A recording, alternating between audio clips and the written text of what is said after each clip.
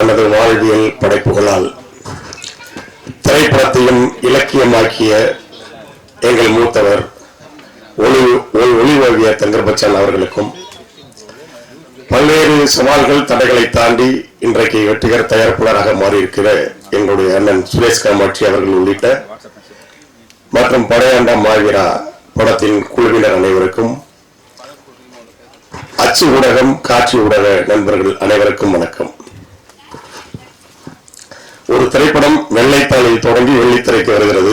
எனவே அந்த அடிப்படையில் நம்முடைய அருமை தேனி நிகில் அவர்கள் என்னை முதலாக அழைத்திருக்கிறார்கள். இந்த படத்தை தொடங்கிய நாளில் இருந்து பல்வேறு கேள்விகளை நாங்கள் எதிர்கொண்டோம். அதில் ஒன்று, இதற்காக இந்த வேலை. இதே அரங்கத்தில் இதற்கு முன்பாக இசை வெளியீடு நடந்த போது கூட இயக்குனர் அவர்கள் இங்கே அந்த அழுத்தத்தோடு இங்கே இயங்கிக் கொண்டிருந்த போது இங்கிருந்தும் கூட அந்த கேள்வி எழுப்பப்பட்டது. ஏன் இந்த வேலையை செய்ய வேண்டும்? ஏனென்றால் நாம் பொதுவாகவே இப்போது நேரடிவ் சொசைட்டியில் வாழ்ந்து கொண்டிருக்கிறோம். நமக்கு ஏற்கனவே என்ன சொல்லப்பட்டிருக்கிறதோ, நாம் எதை காதில் வாங்கியிருக்கிறோமோ அதன் அடிப்படையிலேயே எல்லாவற்றையுமே நாம் அணுகுகிறோம். இன்னும் சொல்ல போனால் காதுகளின் வழியாகவே நாம் முடிவெடுப்பவர்களாக இருக்கிறோம். அந்த அடிப்படையில் தான் இந்த இனம் தொடர்ந்து பிரச்சார போரினால் வீழ்த்தப்பட்டிருக்கிறது. தமிழ் தலைவர்கள் உருவாகி வரும்போதெல்லாம் மிக எளிதாக அவர்களை பல்வேறு அவதூறுகளால் வீழ்த்திக் கொண்டே இருக்கிறார்கள். அப்படி வீழ்த்தப்பட்ட ஒரு உண்மையான மக்கள் தலைவர் தான் அண்ணன் காரவட்டி குரு அவர்கள். அவர் வீழ்ந்தார் என்றால் வீழவில்லை.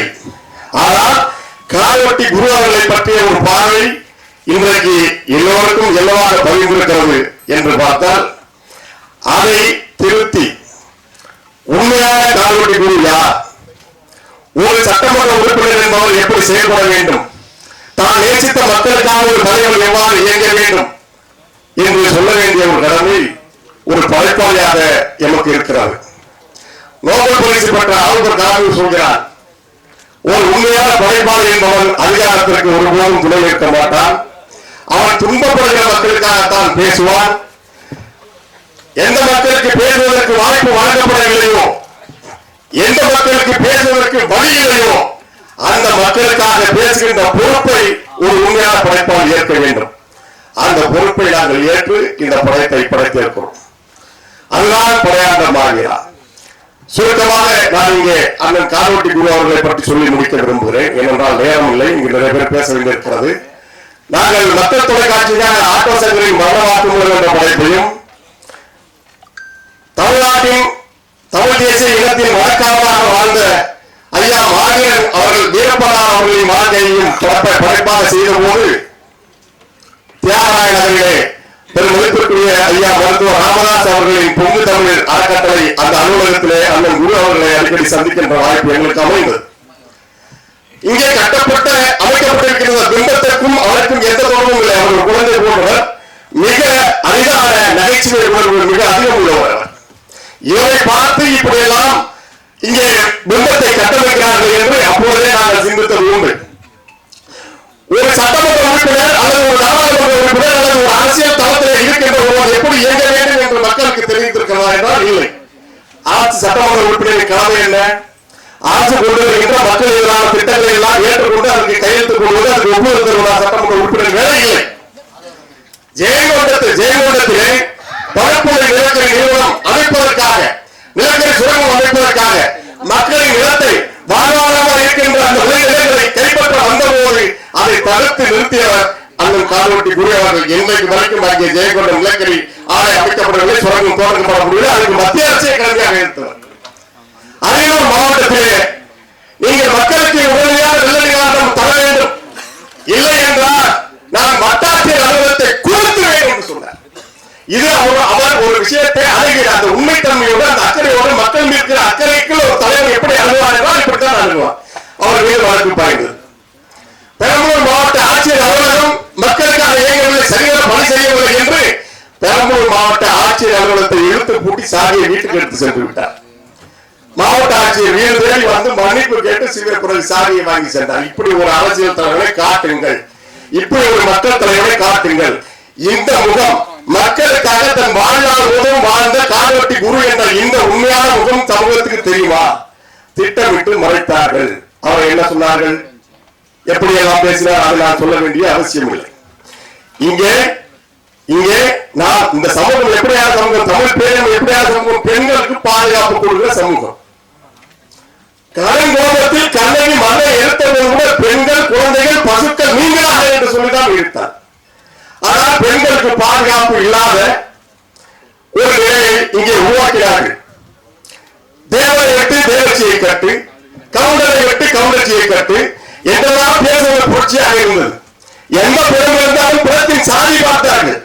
ஆனால் என் வீட்டு பெண்ணை எவன் தொட்டாலும் வெற்றியை என்று சொல்லப்பட்ட ஒரு தலைவர் சொன்ன ஒரு தலைவர் சாதி தலைவராக பார்க்கப்பட்டார், சாதி வெறியராக முன்னிறுத்தப்பட்டார். இல்லையா? அதை இறந்துவிட்டு போகட்டும். ஆனால் அவர் யார்? இதை மக்களுக்கு சொல்ல வேண்டிய தேவை இருக்கிறதா இல்லையா? அவர்தான் ஏன் அம்பேத்கர் சிலைகளை அங்கே அமைத்தார். அவர்தான் அனாமரத்திலே ஒடுக்கப்பட்ட மக்களை கோயிலுக்குள் மாலை போட்டு அழைத்து சென்றார். அவர்தான் அந்த மக்களுக்காக போராடினார். அவர் நெய்வேலி நிலக்கரியை, அந்த ஜெயமந்த நிலக்கரி ஆலையை வழங்காமல் தடுத்தது யாருக்காக? வன்னியர்களுக்காகவா? ஒட்டுமொத்த மக்களுக்காகத்தான். தன்னுடைய வாழ்நாளில் மரணத்தை அவர் சுமப்பதும் இந்த மண்ணை எச்சரிப்பதற்காக. உங்களுக்கு தெரியுமா? 57 வயதில் ஒரு மனிதன் இறந்தார். அவர் வாழ்ந்த வாழ்க்கை என்ன? அவரை ஒட்டுமொத்த சமூகம் நேசித்தது. 35 ஆண்டுகள் அரசியல் தலைவராக அரசியல் களத்தில் இயங்கிய ஒருவர் தனக்கென்று என்ன சேர்த்தார்? ஒரு பைசா கூட சேர்க்கல. அவரை தேடி தேடி வந்து கொண்டு வந்து கொடுத்த அத்தனை பணத்தையும் தான் நம்பிய தலைமைக்கும் தன்னுடைய மக்களுக்காக கொண்டு போய் சேர்த்தார். ஒரு அரசியல் தலைவர் அவர் வேண்டாம், ஒரு பணத்தால் விலைக்குவாங்க காட்டுங்க. அவர்தான் கால்வெட்டி குரு, அவர்தான் கால்வெட்டி குரு. இந்த முகம் சமூகத்துக்கு சொல்லப்பட்டதா? இல்லை. திட்டமிட்டு அவரை வேறு பிம்பம் உருவாக்கினார்கள். அவர்கள் என்ன இருந்தது? ஒரு ஓட்டு வீடு, ஒரு வீடு கட்டுவதற்கு, ஒரு மாநிலம் கட்டுவதற்கு 15 ஆண்டுகள் போராடி இருக்கிறார். 2 ஆண்டுகளும் தவணையில் வாங்கப்பட்டது. இங்கே சென்னையிலே ஏதோடு பல்வேறு சாலை அமைப்புகள் வைத்திருக்கிறவர்கள் என்ன செய்கிறார்கள்? வடமாநிலத்திலும் வங்கியிலே போய் பணத்தை வாங்க வேண்டியது, கடலை வாங்க வேண்டியது, கார் வாங்க வேண்டியது, 4 தவணை கட்டிவிட்டு அந்த சேட்டையும் அந்த மாநிலத்தை வடமாநிலத்தை சேர்ந்தவர்கள் மிரட்டி அந்த மாநிலத்தை சொந்தமாக்கியவர்கள் இன்றைக்கு அரசியல் அமைப்பு நடந்து கொண்டிருக்கிறார்கள். ஆனா அவர் நேர்மையாக இருந்தார். ஒரு பைசா கணக்குன்னு சேர்க்கல. கொண்டு வந்த பணத்தை எல்லாம் கொண்டு போய் கொடுத்தார். 1 மணிக்கு மேல வெளி பேசப்பட்டார் ஜெயலலிதா அவர்களால். ஆனால் அவர்களை போகவில்லை. ஏனென்றால் அவர் ஏற்றுக்கொண்ட கொள்கையை நேசித்தார். இதுதான் கால்வெட்டி குரு. இன்னும் சொல்லிக்கொண்டே போகலாம். வயல்களிலே, விளைநிலங்களிலே மென்பொருள் அமைக்க வந்த அதிகாரியை பார்த்து நான் கையை வெட்டுவேன் என்று சொன்னார். வழக்கு வாங்கினார். இதற்காக என் மக்களின் விளைநிலம், அதாண்டா எங்க நிலம், தாண்டா எங்களுக்கு வார்த்தை, நிலம் தாண்டா எங்களுக்கு மாறும், நிலம் தாண்டா எங்களுக்கு எல்லாம். அதை அழைச்சிக்கிட்டே இருக்கீங்களே, எப்படியாவது மரணம் அவருக்கு ஓடி ஓடி உழைத்த அவருக்கு தன்னுடைய உடல்நிலைக்கு அக்கறை செலுத்த முடியவில்லை. இன்றைக்கு குரு அவர்கள் மட்டுமல்ல, அங்கே நெய்வேலி, குறிஞ்சிப்பாடி, வடலூர், கடலூர் மாவட்டம் எல்லாருமே நுரையீரல் தொற்று நோய் அதிகம். ஏன் சொல்லுங்க? நுரையீரல், சிறுநீரக செயலிழப்பு, டயாலிசிஸ் சென்டர் அந்த பகுதியில் குறிஞ்சிப்பாடி, வடலூர், நெய்வேலி அதிகமா இருக்கும். 2 காரணம். ஒன்று அரியல் மாவட்ட சிமெண்ட் சாலை, சிமெண்ட் ஆலை, அந்த காற்று அளவுக்கு மீறி மாசுபட்டிருக்கிறது. நாம் வாழ முடியாத நிலையை உருவாக்கி விட்டார்கள். 250 மடங்கு பாதரசம் செல்லியமோ அங்க கிடைக்கிற குடித்தண்ணீர் இருக்குது. அவங்க மாசு கட்டுப்பாடு சொன்னாலும் அனுமதிக்கப்பட்ட அளவுகளை 8 மடங்கு கார்பன் டை ஆக்சைடு காற்றுல கலந்து விடுது. அங்க எல்லாருக்கும் நுரையீரல் பிரச்சனை, எல்லாருக்கும் சிறுநீரக பிரச்சனை, எல்லாருக்கும் கல்லீரல் செயலிழப்பு. இது நாம வச்சிருக்கோம். தன்னை காப்பாற்றிக் கொள்ள கூட முடியாமல் அவர் மக்களுக்காக ஓடி ஓடி உழைத்தார்.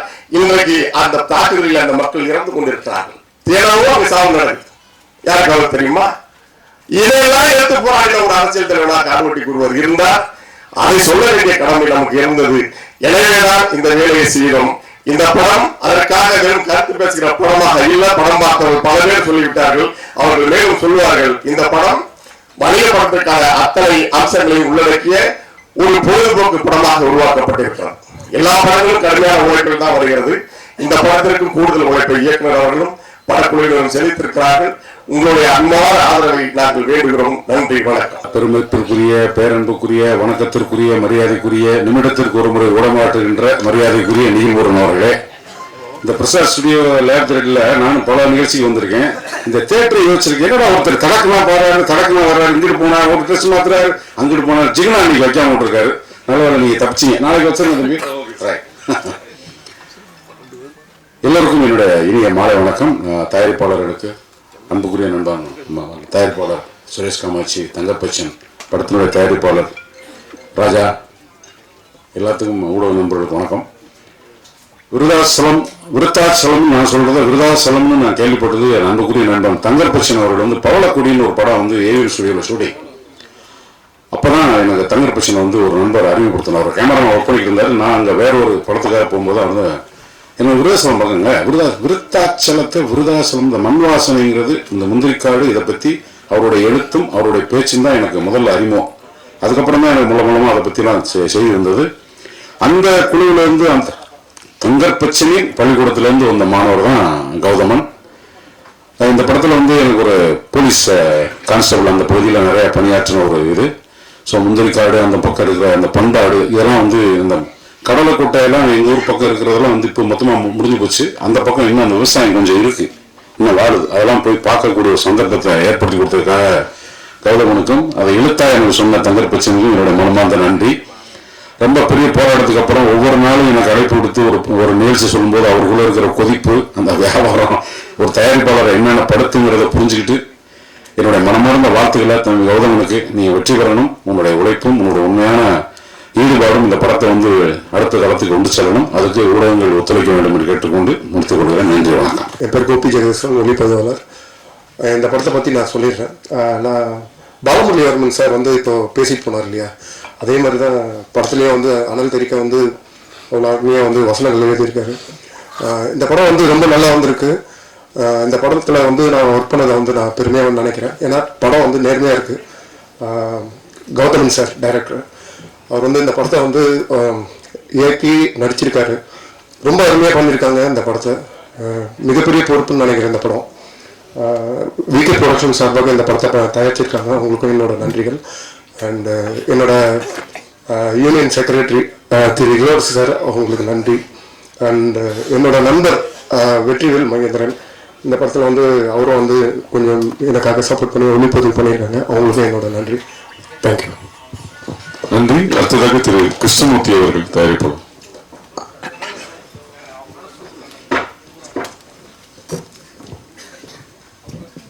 எல்லாருக்கும் வணக்கம். என் பேர் கிருஷ்ணமூர்த்தி. முதல் முறையா இந்த 19ஆம் தேதி என்ன மாசம் செப்டம்பர் 19ஆம் தேதி நம்ம காடு வெட்டியோட வரலாறு படமாக எடுத்து ரிலீஸ் பண்ண போகிறோம். இதில் ஒரு மன வருத்தம் என்னன்னா, இந்த இன்ஸ்டாகிராம் என்னன்னு தெரியாது எனக்கு. இதான் முதல் முறை ஒரு 8-10 நாளாக அந்த இன்ஸ்டாகிராம் போட்டுட்ருக்கேன். அதில் என்ன வருதுன்னா, அந்த கமெண்ட்ஸ் வருது, அது கேட்க முடியல. அது ஏன் அந்த மாதிரி அந்த கமெண்ட்ஸ் வருதுன்னே தெரியல. அது ஒரு 50,000 பேர், 2 லட்சம் பேர், 3 லட்சம் பேர் பார்க்குறாங்க. அந்த கமெண்ட்ஸ் வந்து கேவலமான எவ்வளவு இந்த இனத்தை ஏன் இந்த மாதிரி ஒரு திணிச்சு வச்சிருக்காங்கன்னு தெரியல. ஏன்னா நம்ம இந்த காடு வெட்டியாரோட ஹிஸ்டரியை நான் பார்த்து ஏன் இதுக்கு ஒத்துக்கணும்னா, அது எல்லா சமூகத்தோட மக்களும் ஒன்னா இருந்ததுனால இதை ஒத்துக்கிறது எடுக்கிறதுக்கு. பட் இந்த சமூகத்தை ஏன் இவ்வளவு ஒரு திணிக்கிறாங்கன்னு தெரியல. அது எப்படிதான் நான் சொல்றதுன்னு தெரியல. ஏன்னா எங்களோட கிராமத்தில் பிறந்தவங்க, கிராமத்தில் பிறந்தா கிராமத்துல எல்லா மாதிரியான ஒரு சமூகமும் இருக்காங்க. சமூகம்னாக்க நாங்கள் அந்த மாதிரி ஜாதி வரையும் யாரும் பார்த்தது கிடையாது. சொந்தம் பந்தம் அண்ணன் தம்பிங்க தான் இருக்கு. இப்போ தலிதா இருக்கட்டும், பனியனா இருக்கட்டும், ஒரு 100 ஜாதியா இருக்கட்டும், யாரா இருந்தாலும் அண்ணன் தம்பி தான் பிறந்திருக்குமே தவிர எங்களுக்கு இந்த ஜாதிங்கிறது என்னன்னு தெரியல. இந்த இன்ஸ்டாகிராம பார்க்கறதுனால தெரியுது ஜாதினாக்க இவ்வளவு ஒரு வெளியில பார்த்துருக்காங்கன்னு சொல்லிட்டு. பட் ஏன் எனக்கே பயமா இருக்கு. ஏன்னா ஃபியூச்சர்ல என் புள்ளிகளை கருத்துக்களை எப்படி வாழ்றது, எப்படி இந்த ஒரு ஸ்பீடான டெக்னாலஜியில இந்த ஜாதியை ஏன் இவ்வளவு திணிக்கிறாங்க? இதை எதுக்கு அதை திணிக்கணும்? ஏன்னா படிக்கிற படிப்புல ஒன்னதான் படிச்சிருக்கேன். எல்லாம் ஜாதிங்கிறது யாருமே சொன்னது கிடையாது. ஜாதி நீ இந்த ஜாதிக்காரன், இந்த ஜாதிக்காரன், அந்த ஜாதிக்காரன் அப்பனோட இன்சில போடுறத டெய்லி அட்வான்ஸ் சொல்றாங்க. எழுந்து உள்ள எல்லாரும் ஒன்னா சொல்லிட்டு இருக்கோம். எல்லாம் ஒன்னாதான் நின்று சாப்பாடு வாங்கி ஒரே வருஷம் சாப்பிட்டு இருக்கோம். யாரு சமைச்சாங்க, எந்த ஜாதி எதுவுமே தெரியல. இப்ப அந்த ஜாதிங்கிறது ஏன் திடீர்னு இந்த மாதிரி வந்துச்சு, ஏன் இந்த மாதிரி திணிக்கிறாங்க? அவ்வளவு ஒரு பெண் குலத்தோட கேவலமா பேசுற மாதிரி ஒரு அந்த அனாவசமா பேசுறாங்க. எதுக்கு அந்த மாதிரி திணிக்கணும்? ஏன்னா வரலாறுங்கிறது ஒரு மறைக்கப்பட்ட செத்துக்கு பின்னாடி தான் வரலாறு எழுதுவாங்க. பட் தமிழ் எல்லாமே ஒரே மொழிதான் படிச்சோம், ஒன்னாதான் எக்ஸாம் எழுதுறோம். பட் எல்லாம் ஒன்னா மாசு ஒன்னாதான் வேலைக்கு போறோம், ஒரே ஒண்ணா சாப்பிடுறோம், எல்லாம் செய்யறோம். திடீர்னு ஜாதி எங்கன்னு ஒரு தெரியுதுல, ஏன் இந்த மாதிரி ஜாதி திரிக்கிறாங்க? சொந்தமா அந்த மாதிரி இருந்துட்டு இப்ப தலித் மக்களே எங்க ஊர்ல இருக்காங்க. இன்னைக்கு வரைக்கும் அவங்க யாருன்னு தெரியாது. மாமகரம் என்ன, மச்சாங்கரம் என்ன, சித்துவாங்கரம் ஒருத்தர், பெரும்பாலும் ஒருத்தர். அப்ப எந்த ஜாதிக்கு எனக்கு தெரியலையே. ஏன் இந்த சோசியல் மீடியாவில் இந்த ஒரு கேவலமான ஜாதி ஜாதி ஜாதி குடி? ஏன்னா இருக்கிறது ஒரு குஞ்சு பேர் தான் இருக்கணுமா, யாரும் உள்ள வந்துட்டு இருக்காங்க. இந்த கொஞ்சம் பேரை அழிக்கிறதுக்காக ஒரு 4-5 பேர் இந்த அகலக்காரங்க சேர்ந்து இந்த ஜாதி அந்த ஜாதி அந்த ஜாதி சொல்லிட்டு நம்ம இனத்தை அழிக்கிறது பார்த்துருக்காங்க. ஏன்னா தமிழர்கள் வந்து இந்த உலகம் மண்ணு புலத்துல இருந்து முதல் பேசப்படுறது தமிழ் தான். பட் இந்த தமிழ் இப்ப அழிய நிலைமைக்கு ஆயிடுச்சு. இன்னும் 20 வருஷம் போச்சு. அப்ப ஆர்டிபிஷியல் இன்டெலிஜென்ஸ் வந்துருச்சு, ரொம்ப டெக்னாலஜி சொல்லிட்டு இன்னும் 20 வருஷம் தமிழ் இல்லாத போயிடும். கடைசியில் யாரும் வந்து பேசிட்டு அவன் முதலாளி ஆகிட்டு தமிழ் இப்படி இருந்துச்சு, இந்த இனம் இப்படி இருந்துச்சு, இதெல்லாம் நம்ம வரலாறு பார்க்க போறோமே தவிர நம்ம தமிழை காப்பாற்றணும்னு எங்களுக்கே தெரியல. ஏன்னா இந்த ஊர்ல இல்ல, எங்கேயோ 10-20 மாநிலத்தில் இங்கே வேலை செஞ்சுட்டு இருக்கோம். நான் எனக்கு இதை பத்தி தெரியாது. இந்த இன்ஸ்டாகிராம்ல பார்க்கறது தெரியுது. நம்ம ஏன் நம்ம இனத்துக்காக இவ்வளவு அதிகமாக சாப்பிடும் இப்படி செய்யணுமே? அதுக்குதான் வரலாறு எப்போதுமே ஒரு 50 வருஷம் நின்று பாருங்க. நம்ம கிராமத்துல எப்படி இருந்தோம், எந்த மாதிரி இருந்தோம், எல்லாரும் ஒன்னா இருந்தோங்க. இன்னைக்கும் ஒன்னாதான் இருக்கும். இந்த சிட்டியில நடக்கிற மாதிரி ஜாதி வரி கிராமத்துல நடந்துச்சுன்னா யாரும் ஒருத்தர் முன்னோட இருக்க முடியாது. ஏன்னா அடிமையை செத்துருவாங்க ஒருத்தனுக்கு ஒருத்தன். ஏன்னா எங்களுக்கு ஜாதியே தெரியல. அது வந்து தயவுட்டு சொல்றேன், அந்த இன்ஸ்டாகிராம்ல இந்த கேவலமா பேசுறது, ஒரு பெண்களை இழிவுபடுத்துறது, இதெல்லாம் வேண்டாம்னு சொல்றேன். தயவுட்டு கேட்டுக்கிறேன். இதான், வேற ஒன்றும் இல்லை. நன்றி, வணக்கம். அனைவருக்கும் மாலை வணக்கம். என்னுடைய பேர் குரலமுதன், பேசிக்கலி சிவில் இன்ஜினியர். எங்களுக்கும் இந்த படத்துக்கும் இந்த திருமாத்துறைக்கும் வந்து பார்த்தீங்கன்னா சுத்தமா ஜீரோ. முதல் முறையா இயக்குனர் வந்து எங்கள்கிட்ட இது மாதிரி ஒரு நம்மோடு வாழ்ந்து நம்மளுடைய சமகாலத்துல ஒரு மிகப்பெரிய ஒரு மாவீரன் வந்து அவருடைய வாழ்க்கை வரலாறை எடுக்கணும் அப்படின்னு சொல்லி நான் கேட்கும்போது, அவர் இந்த கதையை சொல்லும்போது நாங்க அப்படியே உறைஞ்சி போயிருந்தோம். இதை வந்து ஒரு சாமானியனால நம்மளால எடுக்க முடியுமா அப்படின்ற ஒரு சூழல்ல, ஏன்னா நாங்கள வேற துறை, நான் சிவில் இன்ஜினியர், ஐயா சரவணராஜ் ஐயா அவங்க பார்த்தீங்கன்னா கிரஷர் வச்சிருக்காங்க, இவங்க பார்த்தீங்கன்னா எலக்ட்ரிக்கல் இருக்கிறாங்க, மோதன் ஐயா வந்து என்எல்சியில் வந்து பணிபுரிகிறாங்க, பாஸ்கர் சார் வந்து அவங்க ஐடியில் இருக்கிறாங்க. இதே மாதிரி ஒவ்வொருத்தவங்களும் வெவ்வேறு துறையில் இருக்கிறோம். நாம எப்படி பண்ண போறோம் அப்படின்றத பார்க்கும்போது இதை வந்து சரி ஓகே இது எப்படி எடுத்து தீரணும். இதை வந்து பார்த்தீங்கன்னா இந்த படைப்பு வரலாறா இருக்கணும். நமக்கு அப்புறம் வந்த பிறகும் இப்படிப்பட்ட ஒரு மாவீரன் இந்த மண்ணில் இந்த மண்ணை காக்கவும், இந்த பெண்ணை காக்கவும், இந்த சமூகத்தை காக்கவும் பார்த்தீங்கன்னா ஒரு மிகப்பெரிய ஒரு தியாகத்தை பண்ணியிருக்காரு அப்படின்றத பார்க்கும்போது இது எந்த கஷ்டம் வந்தாலும் இது எடுத்தே தீரணும் முடிவு பண்ணி எங்களால் தனிப்பட்ட முறையில் எடுக்கிறதுக்கான சூழல் இல்லை. அப்ப கிரவுட் ஃபண்டிங் முறையில் ஆல்ரெடி நாங்கள் எல்லாருமே வந்து பார்த்தீங்கன்னா இந்த விகே ப்ரொடக்ஷன் சொல்றீங்களா, அது மாதிரி விகே குழுமம்னு சொல்லிட்டு நாங்க விகே மார்ட் அப்படின்னு சொல்லி சூப்பர் மார்க்கெட் கிட்டத்தட்ட ஒரு 32 கடைகள் வந்து வட மாவட்டங்கள்ல நாங்க நடத்திட்டு இருக்கிறோம். அந்த குழுமம் எல்லாம் ஒண்ணு சேர்ந்து அதுக்கு பாத்தீங்கன்னா நிறுவனராக இருக்கக்கூடிய திரு நீலபேங்கம் அவங்க இது என்ன ஒண்ணும் பிரச்சனை இல்லை பண்ணிக்கலாம் நம்ம வாங்க அப்படின்னு சொல்லி அன்னைக்கு முதல்ல நம்ம திட்டப்பட்டது ஒரு 6 கோடி லெவலில் பண்ணலாம் அப்படின்னா அவங்க வந்து கொடுத்த ஒரு உற்சாகத்துல நாங்க எல்லாருமே ஒன்றா சேர்ந்து ஒவ்வொரு இடமா போய் ஒவ்வொரு இடமா பார்த்து கலெக்ஷன் பண்ணி அதுக்கப்புறம் பாத்தீங்கன்னா ஒரு அளவு கொண்டு வந்த பிறகு எங்களால மேலும் இது வந்து பாத்தீங்கன்னா நிறைய ஸ்டார் வேல்யூ உள்ள பீப்புள் எல்லாருமே நடிச்சிருக்காங்க. ஒரு மிகப்பெரிய ஒரு திரைப்படமா வந்திருக்குது. இது நீங்க பார்த்துருப்பீங்க. எல்லாமே அவ்வளவு டெக்னீஷியன்ஸும் அவ்வளவு ஸ்டார் வேல்யூ உள்ள பீப்புள்ஸும் நடிச்சிருக்காங்க. இந்த அளவு பிரம்மாண்டமா கொண்டு போகும்போது பாத்தீங்கன்னா நமக்கு பொருள் செலவு அதிகமாச்சு. அந்த நேரத்தில் நாங்க வந்து திரு கிருஷ்ணமூர்த்தி வந்து பேசுறாங்க இல்லையா, அவங்கள அப்ரோச் பண்ணோம். அவங்க ஹூப்ளியில இருக்காங்க, தாவணகிரியில. அங்க போனோடனே எங்களை கூப்பிட்டு நாங்க இந்த விஷயத்த சொன்னோடனே அவரு எங்களை இன்னொருத்தோட அழைச்சி அவரு எங்களுக்கு கை கொடுத்து வாங்க நாங்க நிக்கிறோம் அப்படின்னாரு. அப்புறம் அவரு வந்து பண்ண பிறகு ஒரு குறிப்பிட்ட ஸ்டேஜுக்கு மேல திருப்பி போகல. ஐயா சரவணராஜ் ஐயா வந்து பார்த்தோம். அவங்க வந்து கூப்பிட்டு அவங்க எங்களுக்கு கை கொடுத்து மலை போல நின்று எல்லாமே எங்களை வந்து சப்போர்ட்டா இருந்து இந்த திரைக்காவியத்தை எடுத்திருக்கோம். நாங்க ஒரு சாமியினர் எல்லாமே வெவ்வேறு துறையில இருந்து பண்ணியிருக்கிறோம். இந்த படைப்பை உங்கள்கிட்ட கொண்டு வந்திருக்கிறோம். கிருஷ்ணமூர்த்தி சொன்ன மாதிரி இதை வந்து ஒதுக்கிடாதீங்க, இதை பாருங்க.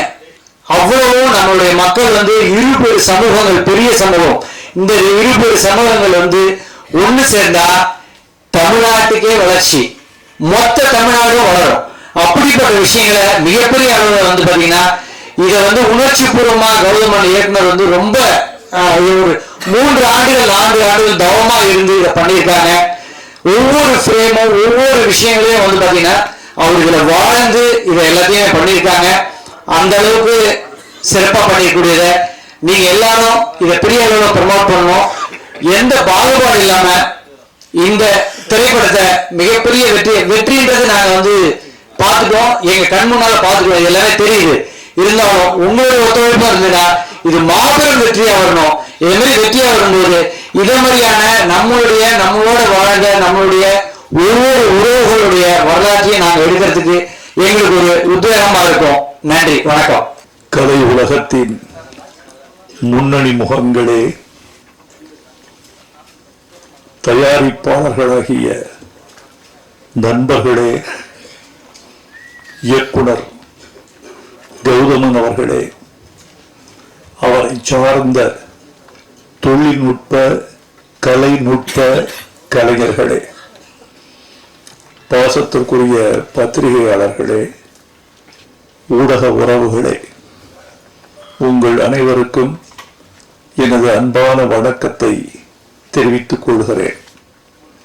ஒரு 465 கிலோமீட்டர் சாலை வழியே பயணப்பட்டு இந்த விழாவுக்கு வந்திருக்கிறேன். அது ஒரு சாதனை அல்ல, கடமை அல்லது பொறுப்பு என்று நினைக்கிறேன். பொறுப்பு ஏன் என்றால், கௌதமன் எங்கள் சமகாலத்தில் மதிக்கத்தக்க ஒரு இயக்குனர் மற்றும் சமரசமில்லாத ஒரு போராளி. கலைத்துறையில் தமிழ் இன உணர்வோடும் மொழி உணர்வோடும் இயங்குகிறவர்கள் சிலர். அதிலும் அந்த இன உணர்வையும் மொழி உணர்வையும் வணிகத்துக்காக பயன்படுத்துகிறவர்கள் பலர். அந்த வணிக நோக்கம் 2ஆம் பட்சமாகவும் லட்சிய நோக்கம் முதல் பட்சமாகவும் திகழ வேண்டும் என்று தன்னை அர்ப்பணித்துக் கொண்டு அதற்காகவே தன்னை கரைத்துக் கொண்டிருக்கிற இயக்குனர் கௌதமன் எனக்கு பிடிக்கும். என் சகோதரன், என் இளைய தம்பி என்று நான் கௌதமனை கொண்டாடுவேன். அதனால் கௌதமன் வெற்றி பெற வேண்டும், அவர் படைப்புக்கு அவர் இட்டிருக்கிற உழைப்பு கொண்டாடப்பட வேண்டும் என்பதற்காக நான் வந்திருக்கிறேன். நான் இந்த விழாவில் வந்து பேசுவதனாலோ அவர் பெருமைகளை இங்கு உச்சி உகந்து பாராட்டுவதனாலோ இந்த படத்திற்கு பெரு வெற்றி கிடைத்துவிடும் என்று நான் நினைக்கவில்லை. இந்த படத்தின் வெற்றியில் எனக்கும் பங்கிருக்கிறது என்று சொல்லிவிட்டு போகவே நான் வந்தேன். மற்றபடி ஒரு படத்தின் வெற்றி என்பது இந்த மாதிரி விழாக்களால் தீர்மானிக்கப்படுவதல்ல, இந்த மாதிரி ஒரு பத்திரிகை சந்திப்புகளால் மட்டுமே தீர்மானிக்கப்படுவதல்ல. இன்றைக்கு திரைப்பட உலகத்தினுடைய நோக்கும் போக்கும் ரொம்ப துன்பப்படுகிற நிலையில் இருக்கிறது என்பதை நீங்கள் அறிவீர்கள். எனக்கு முன்னாலே பேசிய தயாரிப்பாளர் நண்பர் ஒரு அழகான கருத்தை சொன்னார். 200 படங்கள் வெளிவருகிற பொழுது 10 படங்கள் தான் வன்முறையற்று இருக்கின்றன என்ற கருத்தை சொன்னார். இன்னொரு கருத்தையும் அதன் உட்பொதி பொருளாக நீங்கள் சொல்லி இருக்க வேண்டும். அதை நான் சொல்கிறேன். 200 படங்கள் வந்தால் 10 படங்கள் மட்டும்தான் வெற்றிக்கு பக்கத்தில் இருக்கக்கூடிய படங்களாக இருக்கின்றன என்பதையும் நீங்கள் சொல்லி இருக்க வேண்டும்.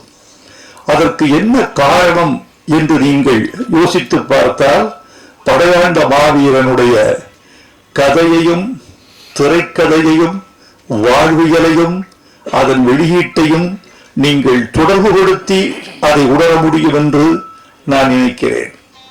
படையாண்ட மாவீரனுக்கு ஒரு பெரிய பலம் இருக்கிறது. அந்த பலத்தை சொல்வதற்கு முன்னால் நிகழ்கால படங்கள் பலவற்றின் பலவீனத்தை நான் சொல்ல வேண்டியவனாக இருக்கிறேன். அந்த பலவீனங்கள் ஒன்றிரண்டல்ல, நம்மிடையே மிகப்பெரிய நடிகர்கள் இருக்கிறார்கள், மிகப்பெரிய தயாரிப்பாளர்கள் இருந்தார்கள், இன்னும் இருக்கிறார்கள், மிகப்பெரிய ஒளிப்பதிவாளர்கள் இருக்கிறார்கள், மிகப்பெரிய தொழில்நுட்ப வல்லுநர்கள் இருக்கிறார்கள். ஆசியாவின் சிறந்த திரையரங்குகள் தமிழ்நாட்டில் இருக்கின்றன. இவ்வளவு இருந்தும் படங்கள் 200 படங்களில் ஏன் 10 படங்கள் மட்டுமே ஓடுகின்றன, 190 படங்கள் ஏன் பின்வாங்குகின்றன என்பதை சற்றே யோசித்து பார்த்தால், இவர்கள் வாழ்க்கையை பார்த்து சினிமா எடுக்காமல் படங்களை பார்த்து பல பேர் சினிமா எடுக்கிறார்கள். படம் என்பது பிம்பம், வாழ்க்கை என்பது நிஜம். இரத்தமும் கண்ணீரும் வேர்வையும் கலந்த ஒரு உண்மையான பிம்பம்தான் வாழ்க்கை. அந்த வாழ்க்கையிலிருந்து நீ உன்னை கடந்து போன வாழ்க்கை, நீ தொட்ட வாழ்க்கை, நீ துன்புற்ற வாழ்க்கை, உன்னை துன்பப்படுத்திய வாழ்க்கை, அல்லது சக மனிதனை துன்புறுத்தி சென்ற வாழ்க்கை, இவற்றை நீ படமாக எடுத்தால் ஒரு கனெக்டிவிட்டி, ஒரு தொடர்பு தன்மை இருக்கும் ரசிகனுக்கும் திரைக்கும் இடையில். அந்த தொடர்பு தன்மை அருந்து போனதனால், அந்நியப்பட்டு போனதனால், வாழ்க்கையோடு சம்பந்தம் இல்லாமல் போனதனால் பல படங்கள் அந்நியப்பட்டு போய்விட்டன என்று நான் நினைக்கிறேன். இன்னொரு முக்கியமான செய்தி, தங்கர் பச்சான் போன்ற தீவிரமான திரைக்காதலர்கள் அறிவார்கள். தமிழ்நாட்டில் தமிழர்கள் 8 கோடி மக்கள் இருக்கிறார்கள். 6 கோடி பேர் இருந்த பொழுது ஒரு 75 விழுக்காட்டு மக்கள் திரைப்படம் பார்த்தார்கள். 7 கோடி பேர் வருகிற பொழுது அது 60% குறைந்து விட்டது.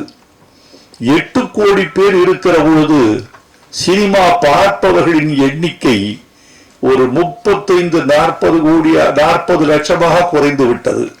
இது என்ன காரணம் என்று கேட்டால், திரைப்படத்தை பார்ப்பதற்கான காதல் இருந்தது போய்விட்டதா என்று நமக்கு சொல்ல தெரியவில்லை. ஆனால் சினிமா தொழில்நுட்பத்தால் துண்டாடப்பட்டிருக்கிறது. கவியரசு கண்ணதாசன் சொல்லுவார், தம்பி, மீன் தண்ணீருக்குள் சுவாசிக்கிறதே உனக்கு ஆச்சரியமாயில்லை? எனக்கு அது கூட ஆச்சரியம் இல்லை. தண்ணீரில் சுவாசிக்கிற மீன் தண்ணீரிலேயே குழம்பாகி உயிர் விடுகிறதே, அதுதான் எனக்கு ஆச்சரியமாக இருக்கிறது என்பார்.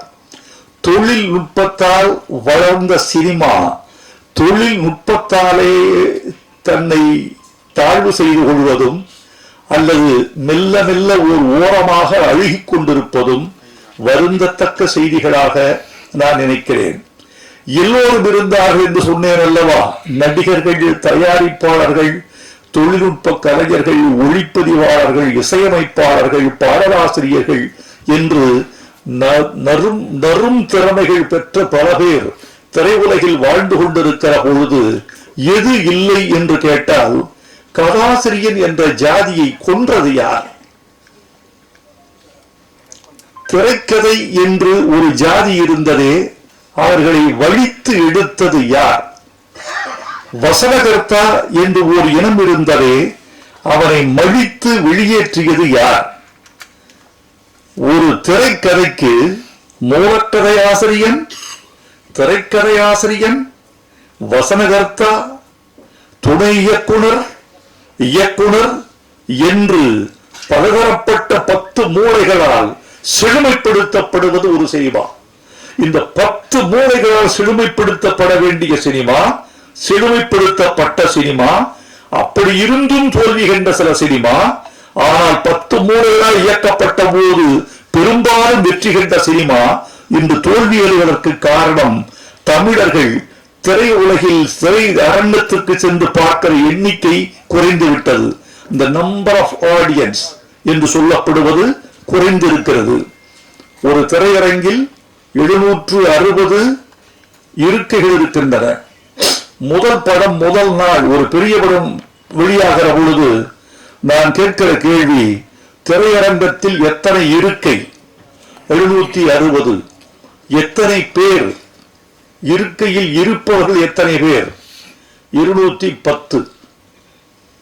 பெரிய படத்துக்கு இது முதல் காட்சிக்கு 210. இதற்கு காரணம் தமிழர்கள் எண்ணிக்கை உள்ளே வருவது குறைந்து விட்டதா, சினிமாவை பற்றிய பிரமை முடிந்து விட்டதா, சினிமா என்ற ஒரு பெரிய மாயாஜாலம் அதை விட்டு தமிழர்கள் வெளியே வந்து விட்டார்களா? ஒரு மணமேடையில் ஒரு மணமகன் மணமகள் 2 பேரையும் வீடியோ எடுத்து இவன்தான் அஜித், அந்த பெண் தான் திரிஷா, இதைவிட நீங்கள் இந்த சினிமா எடுக்க முடியும்? நாங்களே எடுத்துக் கொள்கிறோம், நாங்களே எடிட் செய்கிறோம், நாங்களே பின்னணி இசை சேர்க்கிறோம், நாங்களே போட்டு பார்த்து கைதட்டிக் கொள்கிறோம். நாங்கள் எடுக்கிற சினிமா ஒரு திருமண வீட்டில் நாங்களே சினிமா தயாரிக்கிறோம், நீங்கள் என்ன சினிமா தயாரிப்பது என்று சினிமாவின் ரகசியம் உடைந்து விட்டதா, சினிமாவின் பூடகம் போய்விட்டதா என்றெல்லாம் கேட்க வேண்டியவர்களாக இருக்கிறோம். கதாசிரியன் வேண்டும், கதை இலாக்கா வேண்டும், வசனகர்த்தா வேண்டும், திரைக்கதை ஆசிரியன் வேண்டும். இன்றைக்கு சில இயக்குநர்களை பற்றி கேள்விப்படுகிறேன், தன்னுடைய துணை இயக்குநர்களுக்கு கூட கதை சொல்வதில்லை. கதை இல்லை என்பது வேறு விஷயம்.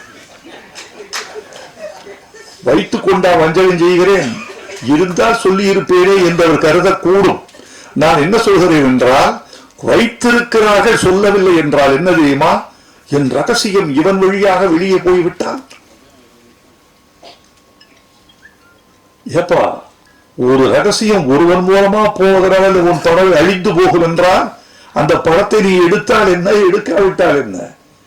மகாபாரதத்தை 100 பேர் எடுக்கலாம், 100 பேரும் சரியாக எடுத்தால் 100 பேரும் வெற்றி பெறுவார்கள்.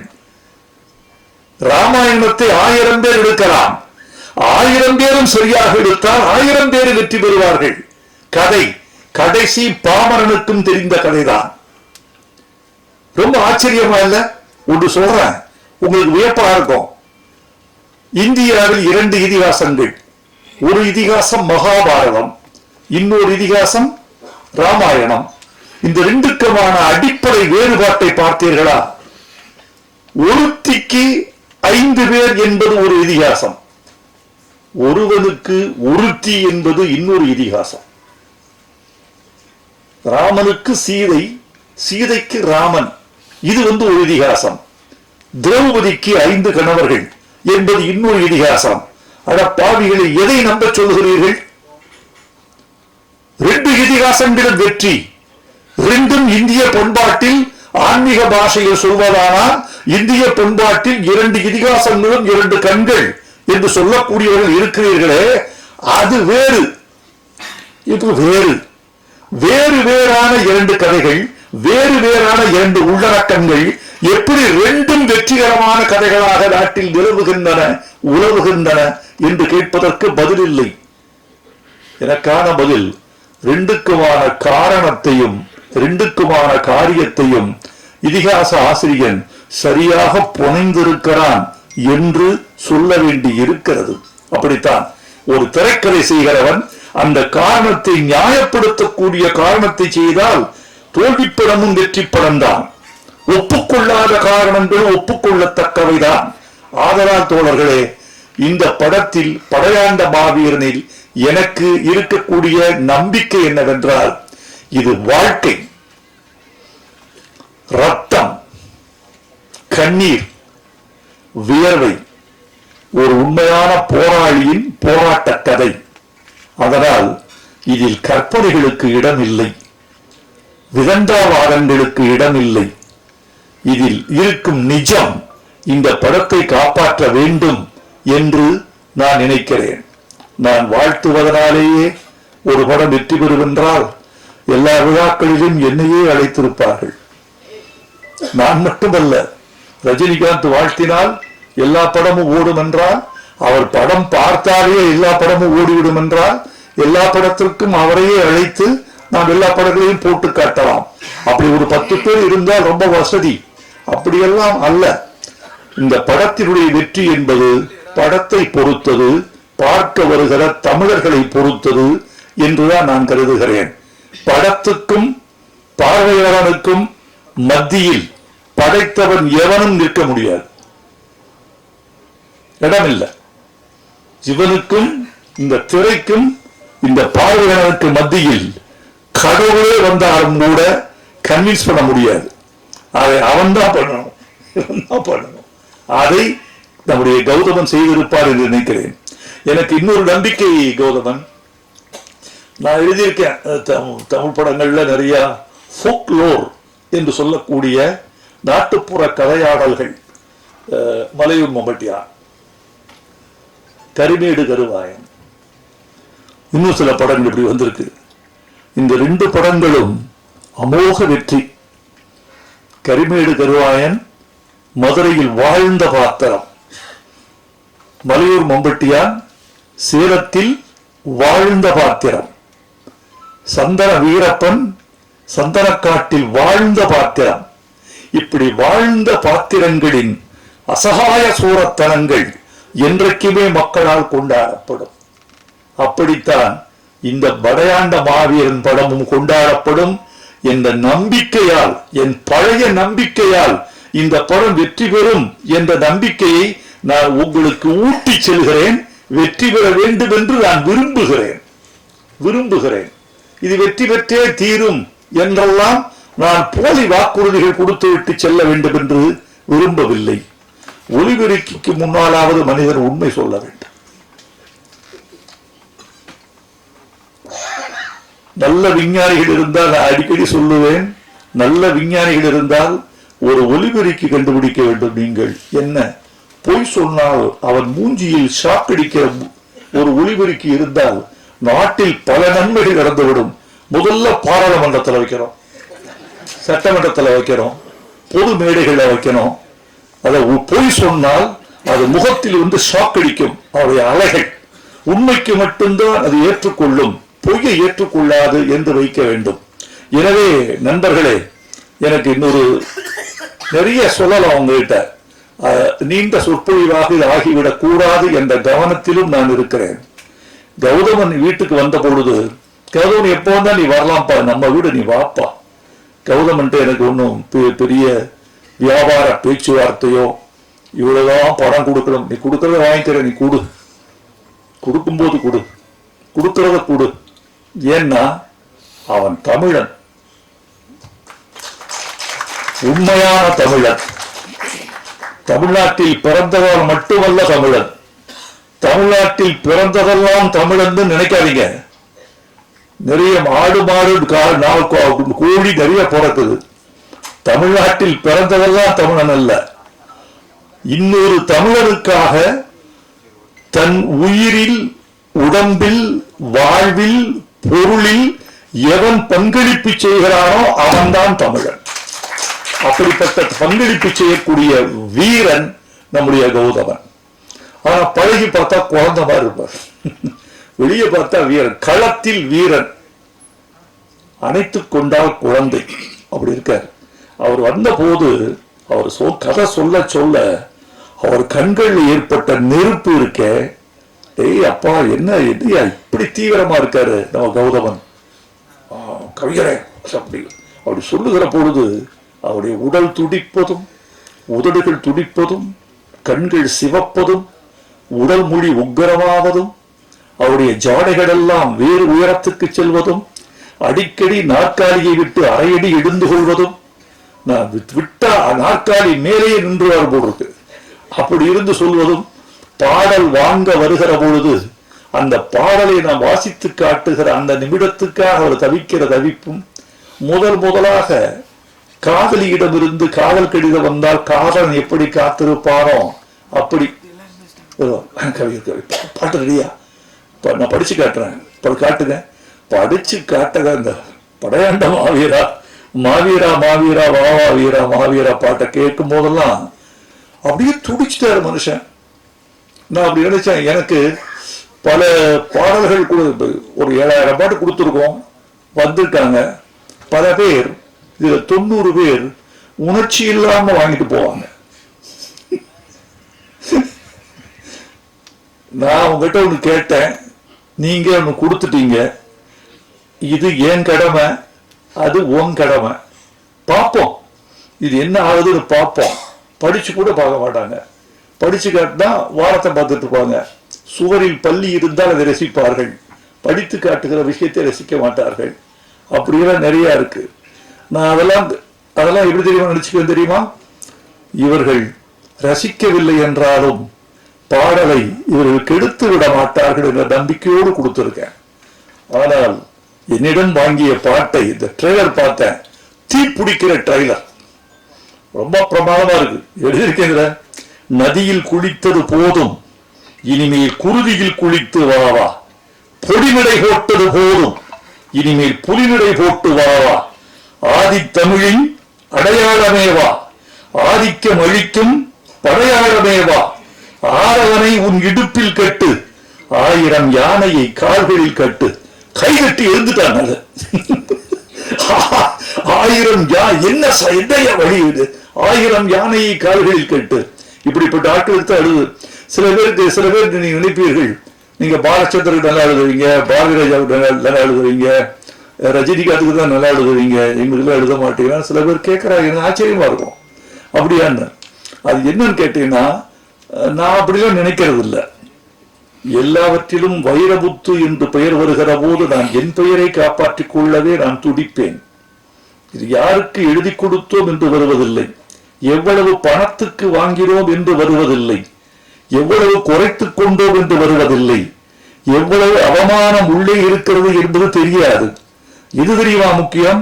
இந்த பாட்டுக்கு கீழே இயற்றியவர் வைரமுத்து என்ற முத்திரையை காப்பாற்றிக் கொள்வதற்காகவே எல்லா பாட்டையும் ஒரே நிலையில் எழுதுகிறோம். யாருக்கு தெரியுமா நல்ல பாட்டு வரும்? எவன் ஒருவன் ரசிக்கிறானோ அவன் நல்ல பாட்டு வரும். தங்கர் பஜார் ரசிப்பார் பயங்கரமா. பயப்பான ரசிப்புன்னா கொஞ்சம் நெஞ்ச ரசிப்பு இல்லை. அவர் களவாடிய பொழுதுகளில் எழுதுகிற பாட்டெல்லாம் அவர் கொண்டாடி தீர்த்துருவார். இவர்களெல்லாம் வெற்றி பெற வேண்டும் என்று நினைக்கிறேன். இதில் இந்த மாதிரி பாடல்கள் நிறைய இருக்கு. எரிமலை பொடிபட, எதிரிகள் அடிபட, கோடைகள் வழிபட, ஏழைகள் வழிவிட, எழுந்த மாவீரன் நீயேதான். இந்த பாடு வரிகள்லாம் பார்த்துட்டு இந்த தமிழில் இது அராக அடிகள்னு பேரு. இந்த தரணன தரணன தரணன தரணன தரணன தரணன தரணன, இது அராக அடிகள்னு பேரு தமிழ்ல. சிலப்பதிகாரத்தில் இந்த வரிகள் அடிக்கடி வரும், காணல் வரியில வரும். இந்த சந்தத்தில் எழுதினால் நன்றாக இருக்கும் என்று எழுதினேன். நான் நினைத்தது பதித்தது, அவர்கள் ஏற்றுக்கொண்டார்கள். இந்த பட்டாம்பூச்சி பாட்டுல 2வது சரணத்தை நீங்க கவனிக்கணும். அந்த பெண் சொல்றா, என்கிட்ட ஒண்ணுமே இல்லைங்க, நீங்க என்ன ரொம்ப காதலிக்கிறீங்க, நேசிக்கிறீங்க, மாணிக்கம் இல்ல, மணிவயிரம் ஏதும் இல்ல, கட்டழக தவிர என் காணிக்க ஏதும் இல்ல. டௌரி கொடுக்க முடியாது உங்களுக்கு. நான் என் டௌரி என் அழகை தவிர ஒண்ணும் இல்லை. அதை விட பெருசு, அழகை விட ஒரு பெண் ஒரு ஆணுக்கு, ஒரு குடும்பத்துக்கு தரக்கூடிய உயர்ந்தபட்ச பரிசு என்ன தெரியுமா தோழர்களே? வைரமுத்து படையாண்ட மாவீரா படத்தில் வெளியீட்டு விழாவில் இப்படி சொன்னான் என்று சொல்லுங்கள், எங்கள் தாய்க்குலம் புலகாங்கிதமடையும். நான் சொல்றேன், நான் உனக்கு தருவதற்கு ஒன்று வைத்திருக்கிறேன். பொன்னல்ல, பொருள் அல்ல, மாணிக்கம் அல்ல, வைரம் அல்ல, பிக்ஸ்ட் டெபாசிட் அல்ல, நிலம் அல்ல. உனக்கு தருவதற்கு ஒன்று வைத்திருக்கிறேன், என் கற்பு. அதுக்கு இடையா வேறொன்று இருக்க முடியுமா? ஒரு பெண் கற்போடு உள்ளே வருகிறாளே, தன்னுடைய திண்மையோடு உள்ளே வருகிறாளே, சொல் திறம்பாத தன்மையோடு உள்ளே வருகிறாளே, அதற்கு இணையான ஒரு பரிசு பொருள் உண்டா? இவ சொல்றா, எனக்கு எதுவும் இல்லை, கட்டழகை தவிர என் காணிக்க ஏதும் இல்லை. அதுக்கு இவரு பொம்பளை ஏமாத்துறதான வாழ்க்கை. இவரு சொல்றாரு, என்னடி இப்படி சொல்லிட்ட நீ? மாணிக்கம் மேனியடி, உனக்கு மாணிக்கம் இல்லையா? மாணிக்கம் மேனியடி, மணிமுத்து பற்களடி, உள்ரவிக்கை ஊறி வரும் உப்புத்தேன் போரும் அடி. இப்படி இப்படி ஒருத்தர் 2 பேர் கை கட்டுறீங்கல்ல, இதுக்குத்தான் நாங்க பாடுபடுறது.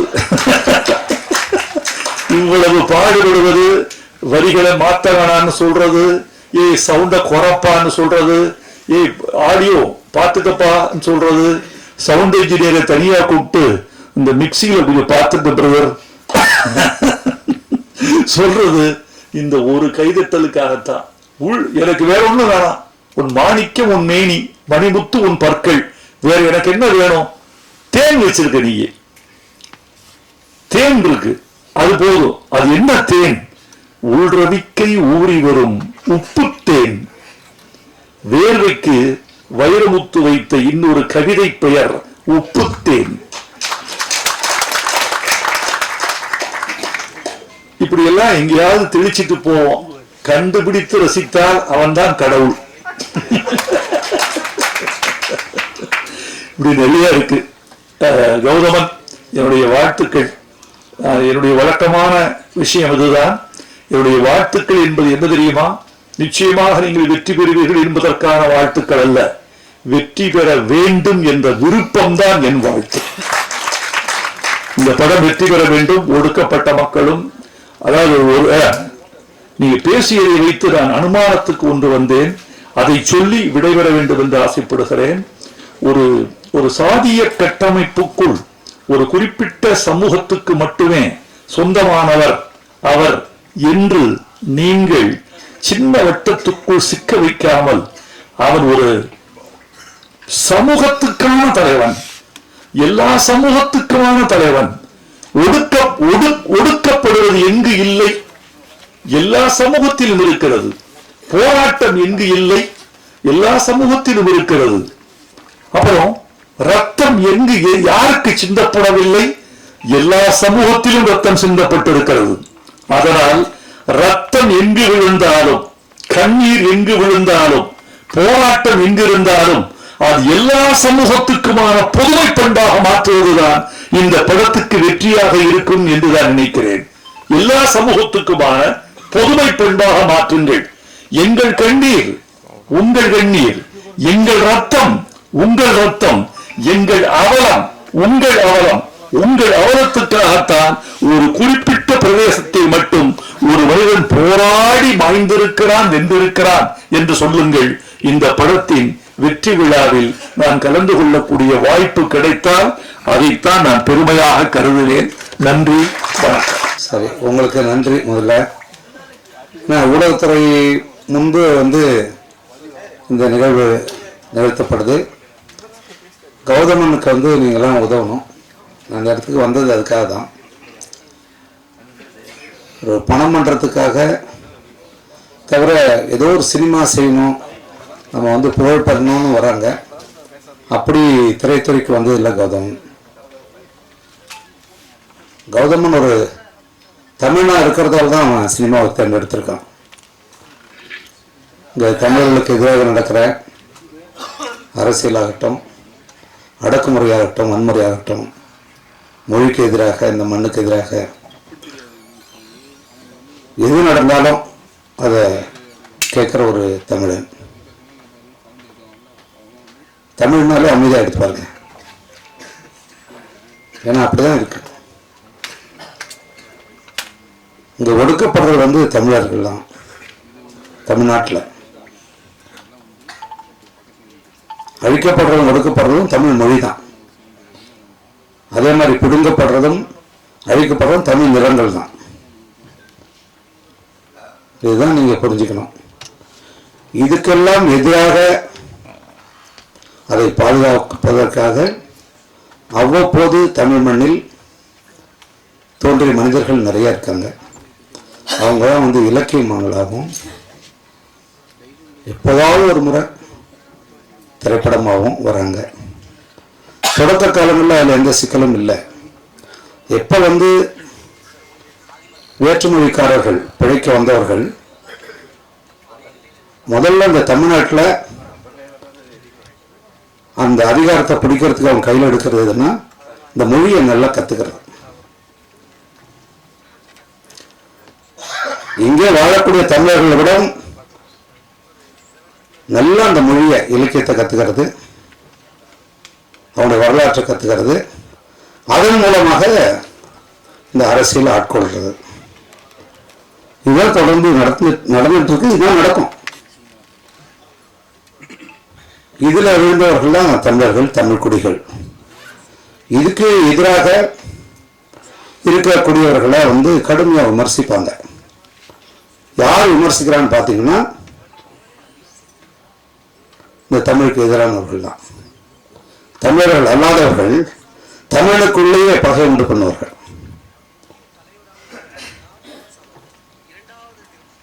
இந்த காணொலிய சும்மா அப்படி கையடக்கு பேசியில் பார்க்கறது, இல்லை தொலைக்காட்சியில் பார்க்குறவங்க ஒரு பக்கம். ஆனால் ஒரு வெறுப்போட இந்த காணொலியை ஆர்வத்தோடு பார்க்குறவங்களோடவும் வெறுப்போடு பார்க்குறவங்க இன்னைக்கு அதிகமாயிட்டாங்க. இருக்கிற பசியிலேயே பெரிய பசி ஊடக பசி தான். இந்த 24 மணி நேரம் அது ஒரு வெறியோடு இயங்கிக்கிட்டே இருக்கு. எவனோ ஏதாவது சொல்லணும், அதை பார்க்கணும், அதன் மூலமாக அவங்க பொருள் ஈட்டுறது தான் இப்போ இன்னைக்கு ஊடகத்தோட தேவையாக இருக்கு. அதன் மூலமாக என்ன ஆகுதுன்னா, இன்றைக்கு நீங்கள் போய் மனநோயாளிகளை வெளியில் தேட வேண்டிய அவசியம் இல்லை. நீ மனநோய் மருத்துவமனைக்கு போக வேண்டிய அவசியம் இல்லை. எல்லாம் அந்த ஊடகத்துக்குள்ளே தான் இயங்கிட்டு இருக்காங்க. கமெண்ட் பேருங்கிறத ஃபாலோ பண்ணுறங்கிற பேரில் பார்த்தீங்கன்னா எல்லாம் இந்த மனநோயாளிகள் தான். இவனெல்லாம் எவனும் சொந்த அடையாளத்தோடு இருக்க மாட்டான். எல்லாம் போலி முகவரிகள் வச்சுக்கிட்டவங்கள கடுமையாக தாக்குவான். இவங்களாம் தாக்குறவங்க யாருன்னா இன்னைக்கு இந்த கட்சிகளுடைய கொத்துரிமைகளாக, கைக்கூலிகளாக ஒரு பதிவுக்கு 200 ரூபா வாங்குற ஆட்களாக இருக்காங்க. இவங்களை வச்சுக்கிட்டு தான் இந்த அரசியல் இன்னைக்கு கட்டமைக்கப்படுது. இந்த மண்ணுக்கும் மக்களுக்கும் இந்த மொழிக்கும் தேவையான உடனடியான ஒரு காரியத்தை அதை முடக்கி வேற இடத்துக்கு கொண்டு வர முடியும் உங்களால. ஏன்னா அவங்களுக்கு பணத்தை அள்ளி கொட்டப்படுது. இன்றைக்கு பெரிய தொழில் இது தெரியுமா? சமூக ஊடகங்கள்ல எங்கிறதான்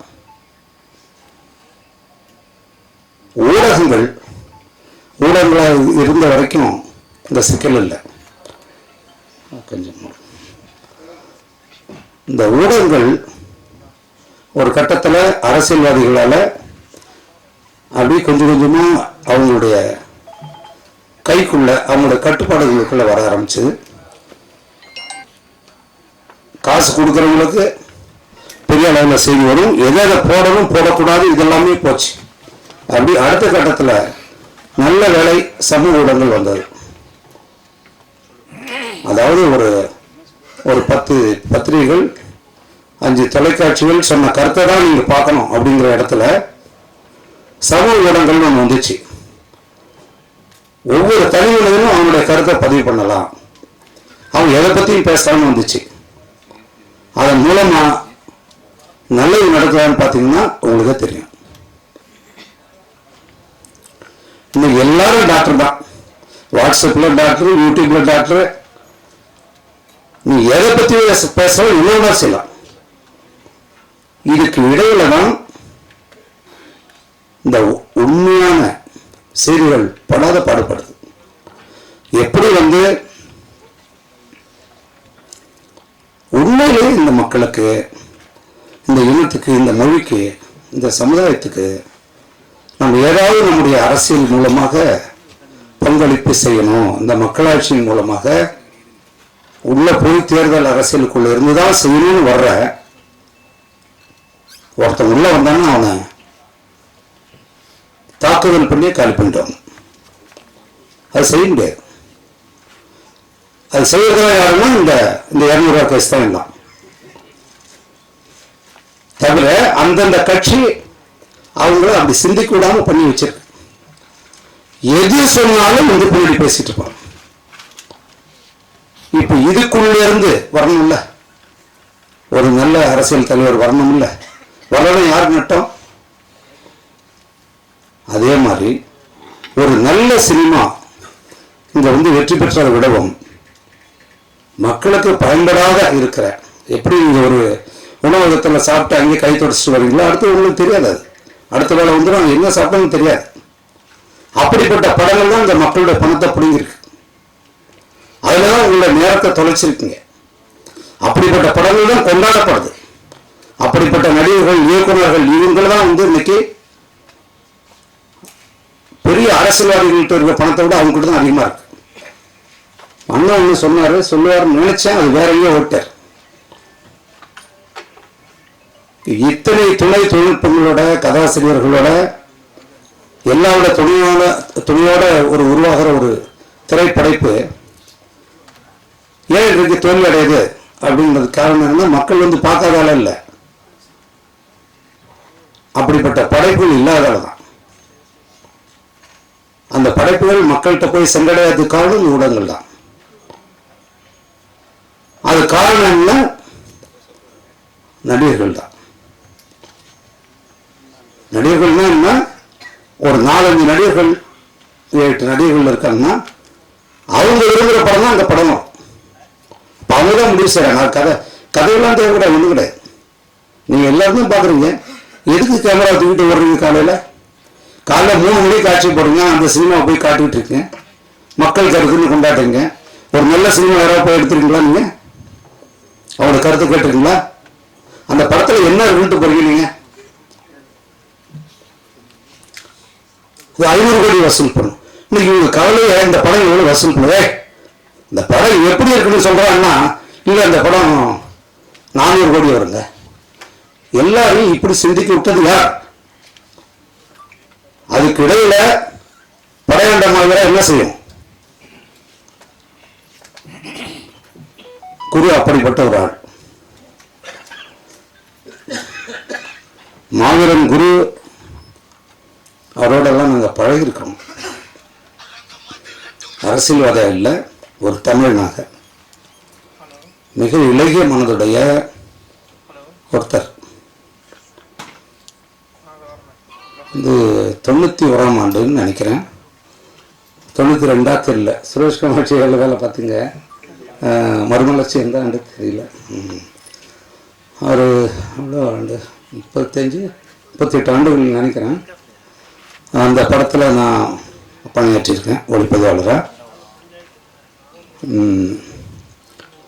தமிழில் மட்டுமில்லை, இந்தியாவில் வந்து வெளியான ஒரு வணிக சினிமா அந்த எல்லைக்குள்ள ஒரு மிகச்சிறந்த ஆகச்சிறந்த ஒரு படைப்பு மறுமலர்ச்சி படம்.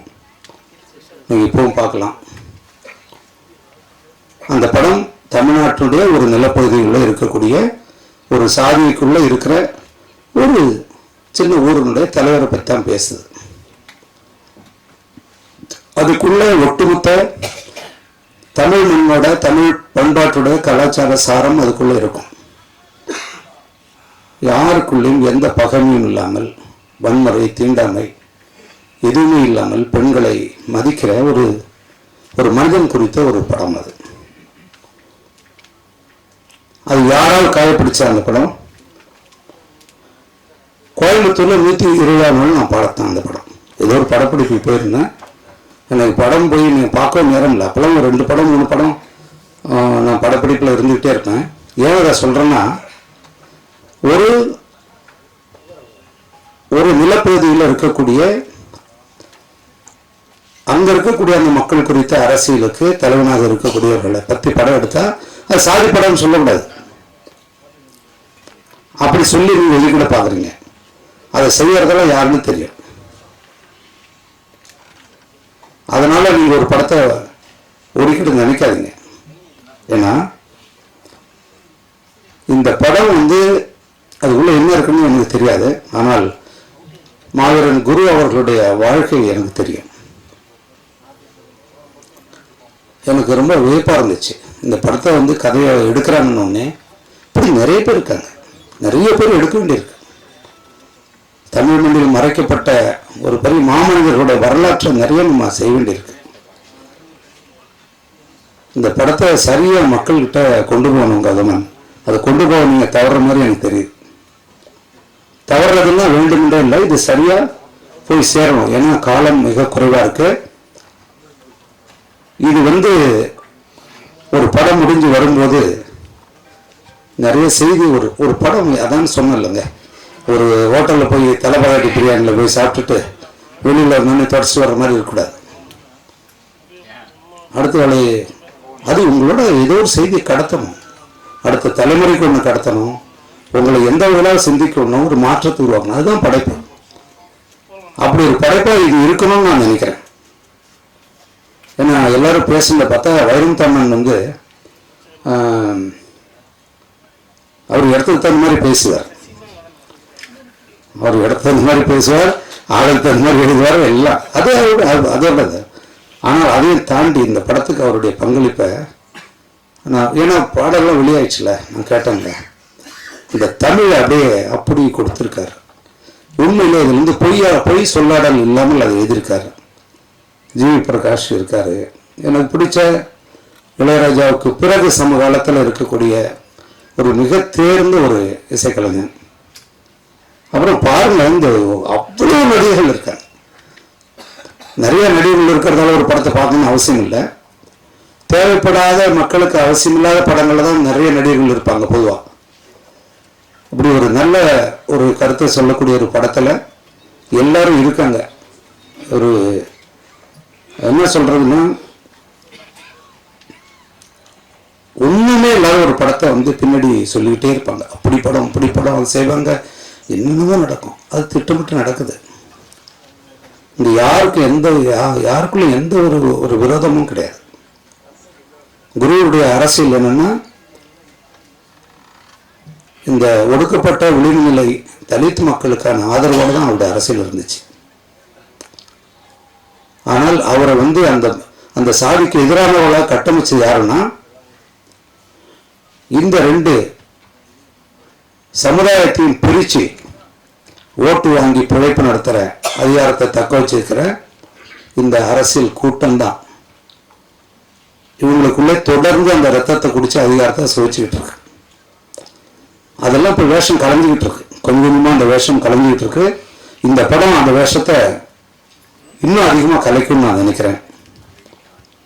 குறிப்பாக சொல்லணும்னா, அவங்க வந்து இந்த படத்தில் நிறைய பணம் சம்பாதிச்சு நம்ம எடுத்துகிட்டு போகணும் அப்படிங்கிறதுக்காக இவங்களாம் நான் இப்போ தான் பார்க்குறேன் இடையிலே. அதுக்காக இவங்க வரல. ஒரு நல்ல மனிதரை பற்றிய ஒரு படம் இது மக்களுக்கு போகணுங்கிறதுக்காக எடுத்திருக்காங்க. அது மக்கள்கிட்ட போகணுங்கிறதா என்னுடைய விருப்பம். ஒரு சரியில்லாத ஒரு படம் ஓடக்கூடாதுன்னு சொல்கிறாங்க. நான் அது எதுக்கு ஓடணும்?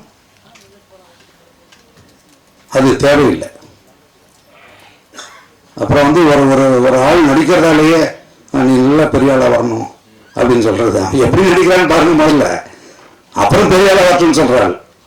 அப்படி தான் இருக்கணும். வேற இருந்தாலும் கௌதமனுக்கு வந்து இது ஒரு, ஏன்னா கௌதமன் வந்து நீ மறந்துருப்ப கௌதமன், எனக்கு நினைவு இருக்கு. இங்கே தான் குமரன் காலனி எங்கே இருக்கு? இங்கே இருக்கா? இருக்கு. அதில் 4வது தெருவில் பாலு ஆனந்த் அப்படின்னு ஒரு இயக்குனர், அவரோட நான் ஒரு படம் நான் எடுத்து வெளிவராத படம் அது ஒன்று தான். அந்த படம் பாதிலே நின்றுச்சு, எடுக்கல. ஒரு 4 நாளில் நின்று போச்சு. அது 92 92. அப்பா எவ்வளோ காலம், 33 வருஷம் ஆண்டா, 35 38. அந்த ஆண்டில் நான் பார்க்குறேன் ஒரு பையன், நான் வந்து உழுந்து கதறான், அங்கே நடிச்சு காட்டுறான் பயங்கர. 15-16 வயசு தான் இருக்கும். அது உனக்கு இருந்து அப்படி இப்படி கதை சிவாஜி மாதிரி நடிக்கிறான், அது நடிக்கிறான், வாய்ப்புக்கு எதுவும் பண்ணி காட்டுறான். அது ஓரமாக நிற்கிறான். யாரா அந்த பையன் என்னடான்னு பார்த்தேன். நடிக்க வாய்ப்பு தேடி வந்த ஒரு கௌதமன். அன்னையிலேருந்து நான் பார்க்குறேன். அவன் கௌதமனுடைய இயக்கத்தில் நான் ஃபோட்டோகிராஃபி பண்ணேன்.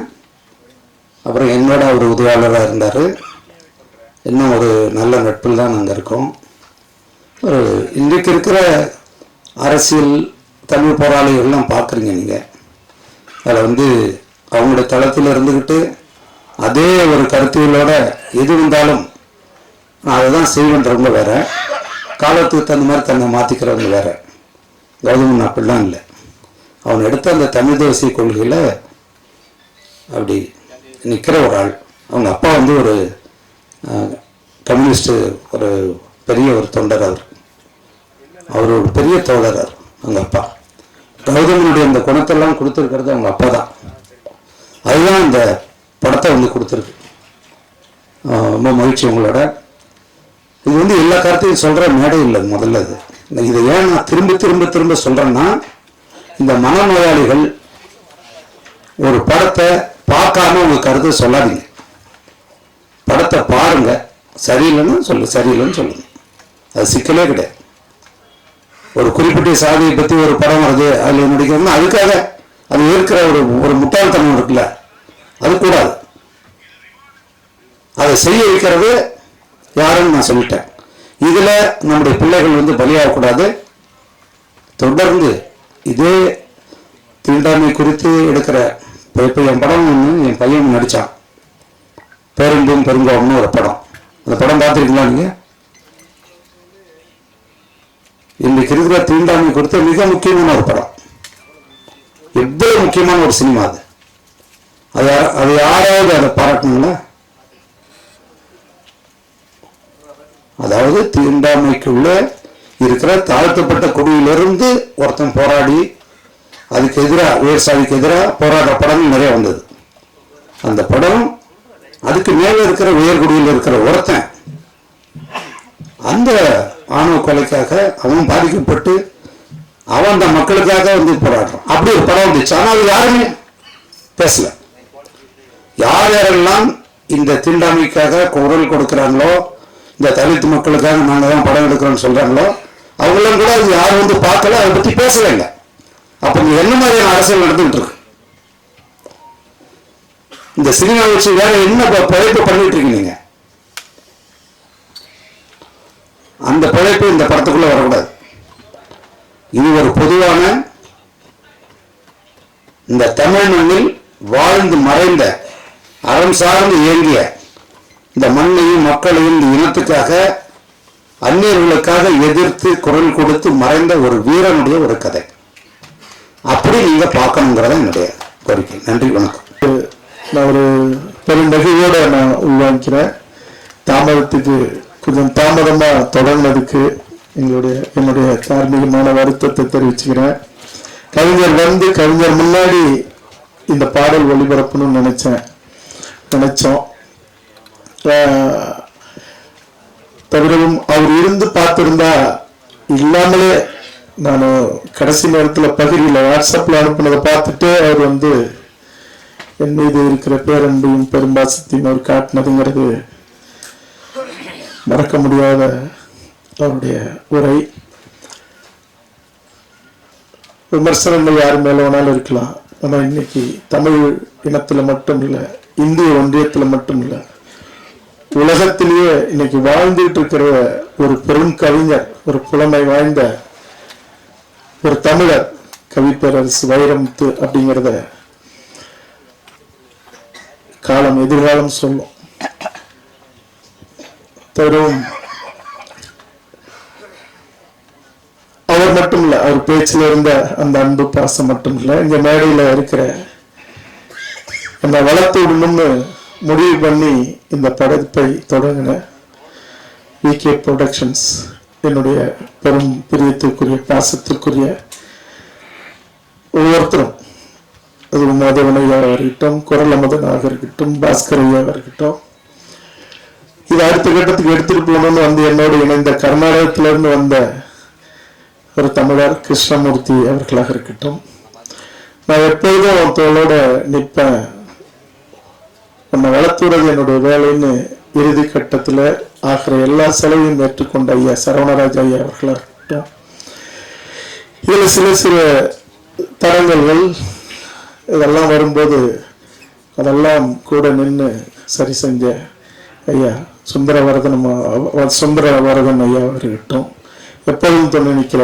கண்ணன் சகோதரராக இருக்கட்டும், முதல் வெள்ளை பேப்பர்ல இருந்து இதுவரைக்கும் எல்லா காட்சிகளையும் பல குரல் பதிவு செய்யறதுல இருந்து முடிகிற வரைக்கும் எல்லாத்தையும் பார்த்து என் தோளோடு தோல் நிற்கிறேன் என்னுடைய பேரன்பிற்குரிய சகோதரர் சுரேஷ் காமாட்சி அவர்களா இருக்கட்டும்.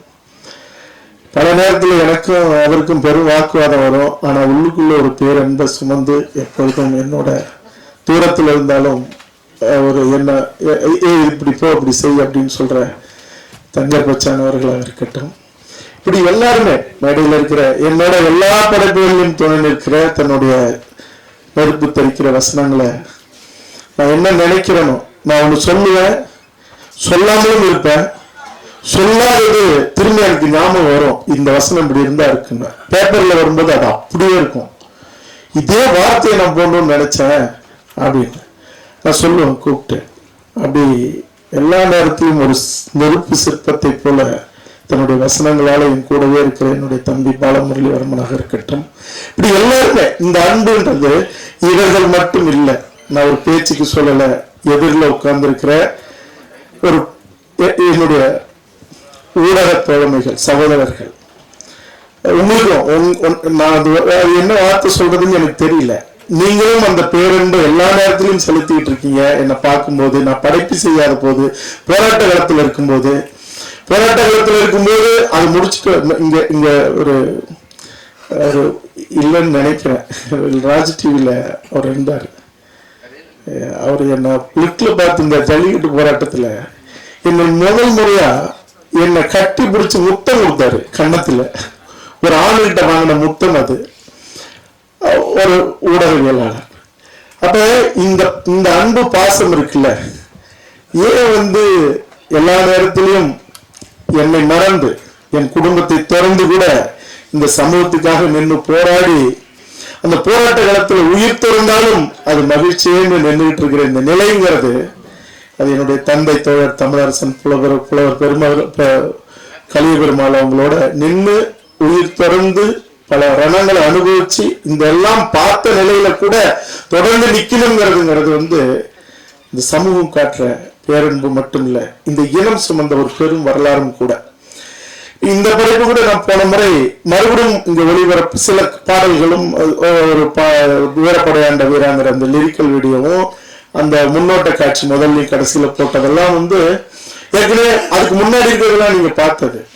ஆனா 3 மாதங்களுக்கு முன்னாடி திரும்ப நாங்க இதை போட வேண்டிய ஒரு நிலைங்கிறது அன்னைக்கு உங்களோட நான் பேசல, நீண்ட நேரம் ஆயிடுச்சு. திரு சீமான் அவர்களுடைய உரையாக இருக்கு, எல்லாமே பொறுப்பானதா.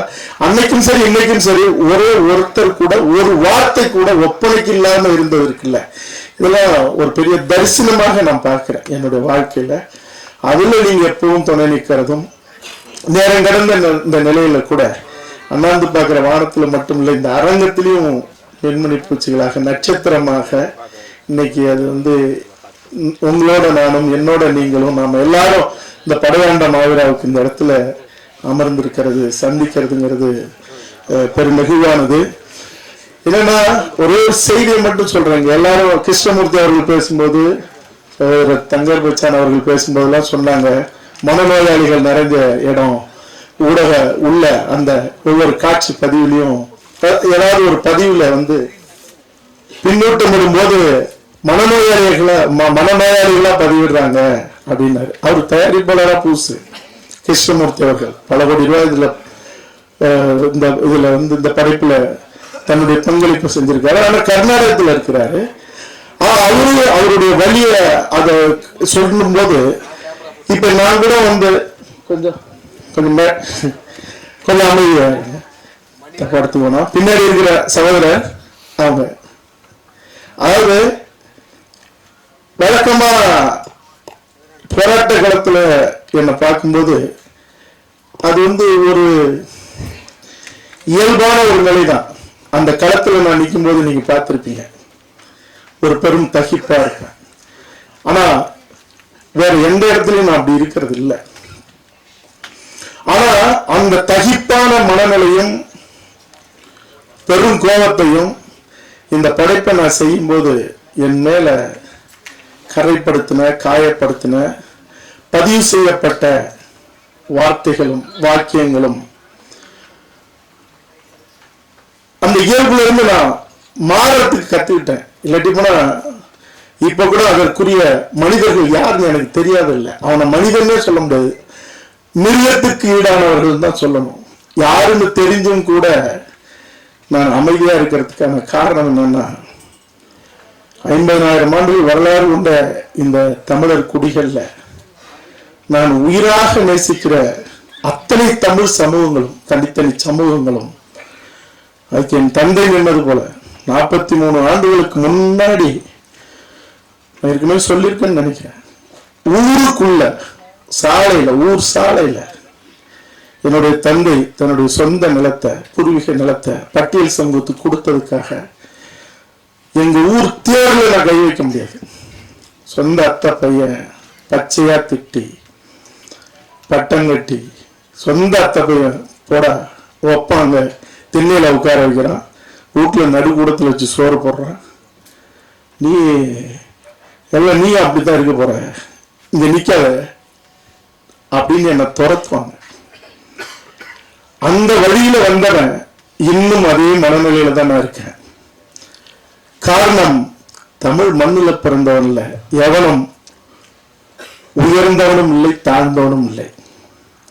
பேருக்கு சாதி இருக்கலாம், ஆனா ஒரு தாய் மக்கள்ங்கிறதுல எந்த மாற்றமும் இல்லை. அந்த மாற்றத்தை உறுதி செய்ய எவன் இந்த மண்ணுல கங்கணம் கட்டிட்டு நின்னாலும் அவன் அடியோடு வீழ்த்தப்பட வேண்டியவன் அப்படிங்கிறதான். அப்படி இருக்கும்போது ஒரு சாதிய படத்தை ஏன் எடுக்கணும் அப்படின்னா, நீங்க ஒரு வரலாற்றுல தான் தொடங்கணும். அந்த வரலாற்றை முடிக்கும் போது அதுக்காக மாற்றி எழுதப்படுறதில்லை, அந்த மாற்றத்துக்காக நின்னவனுடைய வரலாறு சொல்லும் போதுதான் இந்த மண்ணுல இருள் மண்டி கிடக்கிற குப்பையும் கூலமுமா, இன்னும் சொல்ல போனா அழுக்கு மண்டி கிடக்கிறத அதை அழிக்க, எரிக்க, சாம்பலாக்க, அதுல இருந்துதான் நீங்க எடுக்க வேண்டியது இருக்கு. அப்படிப்பட்ட ஒரு படைப்பு தான் இந்த படைப்பை. இதுல இருக்கிற உங்களுக்கு நிறைய கேள்விகள் இருக்கும், எனக்கு தெரியும். போன முறையே எழுதுனீங்க, எத்தனையோ பேர் இதுல இவ்வளவு பேர் பங்களிப்பு செஞ்சிருக்காங்க. பெரும் பெரும் கலைஞர்கள், தொழில்நுட்ப கலைஞர்கள், நடிப்பு கலைஞர்கள், ஏன் எல்லாரும் வரல? உண்மையா சொல்ல போனா 60% அவர்கள் அத்தனை பேருமே இன்னைக்கு உங்களுக்கு தெரியும், எல்லாருமே பிஸியானவர்கள், நேரம் இல்லாமல் ஓடி ஓடி உழைக்கிறவர்கள், அல்லது அவர்களுக்கான வாய்ப்பு திறமையானவர்கள், அவர்கள் வேற வேற இடத்துல தங்களுடைய பணியில இருக்காங்க. ஆனா கலந்துக்கவே முடியாத அளவுக்கு ஒரு இனத்தரமான வேலையை எழுத்து மூலமாகவும், இன்னும் சொல்ல போனா கொஞ்சம் கூட கூச்ச நாச்சம் இல்லாத சில கலைஞர்களை அழைச்சி சாதி வெறி பிடிச்ச இந்த படைப்புல சாதி வெறியோடு இயங்குகிற அவன் மட்டும்தான், அவன் இந்த மாதிரி ஆட்கள் தான் சாதியோட இயங்குறான். அனிதா வீட்டுல போராடி என் மேல மட்டும்தான் வழக்கு, அதிகாலை 6:30 மணிக்கு. இன்னும் பிடிவாரண்டு போட்டு செந்துறையில போய் நான் நின்னேன், இப்பவும் வழக்கு. அதே பட்டியல் சமூகத்துடைய காந்தாரி அம்மன் அந்த சிலையை வைக்கிறதுக்கு, அடிக்கல் நாட்டுறதுக்கு அதற்குரியவர்கள் யாரும் போல, அதற்குரியவர்கள் இல்லாதவர்களும் பெயர் போட்டு அவர்களும் போக தயங்கின நிலையில தூத்துக்குடிக்கு நான் போகும்போது, ஏற்கனவே சொல்லியிருக்கேன், அதிகாலை 6:30 மணிக்கு தூத்துக்குடியில கைது செய்யப்பட்ட நான், என் தமிழர் குடிக்காக நான் பட்டியல் சமூகத்துக்காக போன போது. ஆக நீங்க தேவருக்கு இன்னும் ஏற்கனவே உங்களுக்கு தெரியும், எல்லா இடத்துலையும் நின்று இருக்கேன். ஆனா என்ன சாதி வெறியனா கட்டமைக்கிறது மட்டும் இல்ல, இந்த படைப்பை வீழ்த்தணுங்கிறதுக்காக அது என்ன படைப்புங்கிறது ஒரு குழந்தை. நீங்க எங்கேயாவது ஒரு இடத்துல என்ன நீங்க கூர்மையா சில நேரங்கள்ல பார்த்திருக்கலாம், எந்த சமூகத்தையாவது நான் காயப்படுத்திருக்கேன், எந்த இனத்தையாவது நான் காயப்படுத்திருக்கேன், எந்த தமிழ் குடிய தமிழ் சாதிய அசிங்கப்படுத்துறதுக்காக நான் நின்றுக்கேன். ஆனா இந்த வேலையை ஏன் இவ்வளவு கங்கணம் கட்டிட்டு எதுக்கு இந்த அறிவுறுப்பை எதுக்கு செய்யணும்? இதற்கு நான் ரொம்ப என் மேல, என் மண்ணை, என் பகுதி மண்ணை சார்ந்த ஒரு தலைவர், என் தந்தையும் அவர் தந்தையும் ஒன்னா படிச்சவங்க, எனக்கும் அவருக்கும் நல்ல நட்பு மட்டும் இல்ல, புரிதல் மட்டும் இல்ல, ஒரு பெரிய ஒரு அற்புதமான ஒரு எங்களுக்குள்ள ஒரு நட்பு உறவு. அவர் கூட இருக்கிற ஒரு ஆள் அல்பத்தனமா ஒரு வேலைய நீங்க நேர்ல பேசுறது, போன் போட்டு பேசுறது, நீங்க அதுல எல்லாத்தையும் விட்டு எழுத சொல்றது. பெரும் பெரும் கலைஞர்கள் நடுராத்திரில எல்லாம் எனக்கு ஸ்கிரீன்ஷாட் எடுத்தீங்கன்னா ட்விட்டர்லயும் ஃபேஸ்புக்லயும் இப்படி எல்லாமா அவங்க தாய் தந்த மூதாதைகள்லாம் எடுத்து, என்னடா நீங்க, என்னடா மனுஷனுங்க, ஒரு குழந்தை என்ன தொண்டையில பிறந்த குழந்தைய தொண்டையில கால் கட்டவர்ல வச்சு அழுத்தி அது கீச்சு கீச்சுன்னு கத்தி உயிர் மூச்சு விடுறத ரசிக்கிற இந்த மனநிலைங்கிறது என்ன நீ எல்லாம் என்ன நீங்க செய்ய போறீங்க? ஆக இது திரைப்படத்துறையில் இல்ல, மனிதத்திலே இருக்கக்கூடாது. ஆக இந்த ஈனத்தனமான வேலையெல்லாம் என் பல்லாண்டமாவிற்கு மட்டும் இல்லை, எதுலையுமே இருக்கக்கூடாது. ஆனா எல்லாரும் சொன்னது போல எதையும் அறம் கொண்ட எதையும் இந்த மண்ணில வீழ்த்த முடியாது. சில காலம் மறைக்கலாம், அது மறுபடியும் எழுந்து வரும் கீழடி போல. செம்மணி புதைக்குழி 20 வருஷத்துக்கு முன்னாடி கொண்டு ஆயிரக்கணக்கான பேரை புதைச்ச இடத்துல இன்னைக்கு சிங்களனே வந்து ஆய்வு பண்ணி தினம் தோண்டி எடுத்துக்கிட்டு இருக்கான்.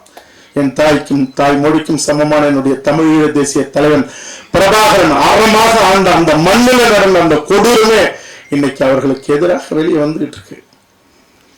படைப்பை போய் வீழ்த்த நினைக்கிறதுங்கிறதெல்லாம் ரொம்ப அருவருப்பானது. ஆனாலும் இந்த படைப்புக்காக துணை நின்ற இவர்களை நான் என்னன்னு சொல்றது, நான் முன்னாடி சொன்னது போல எனக்கு எதுவுமே இல்லை.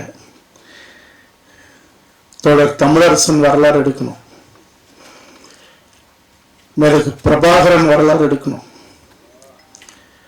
இந்த வரலாறுகள் எல்லாம் எடுத்துட்டு நான் சுகமா சாயறதுக்கு இல்லை, சரியறதுக்கு இல்லை, சரிஞ்சு கிடக்கிற இந்த தமிழினத்தை தலை நிமிர்த்த மீண்டும் ஒரு புதிய வரலாற்றை படைக்க, இந்த இனத்தின் எதிரிகளை தலைமுடிய வைக்கிறதுக்கு மட்டும் இல்லை, இனி என் இனத்துக்கான எதிரிகள் எவனோ இனி தலை தூக்க கூடாதுன்னு நிமிர்ந்ததை வெட்டி சாட்சி இந்த மண்ணை புதைக்கிறதுக்காக, அதுக்காக தான் இந்த படைப்புகள்லாம்.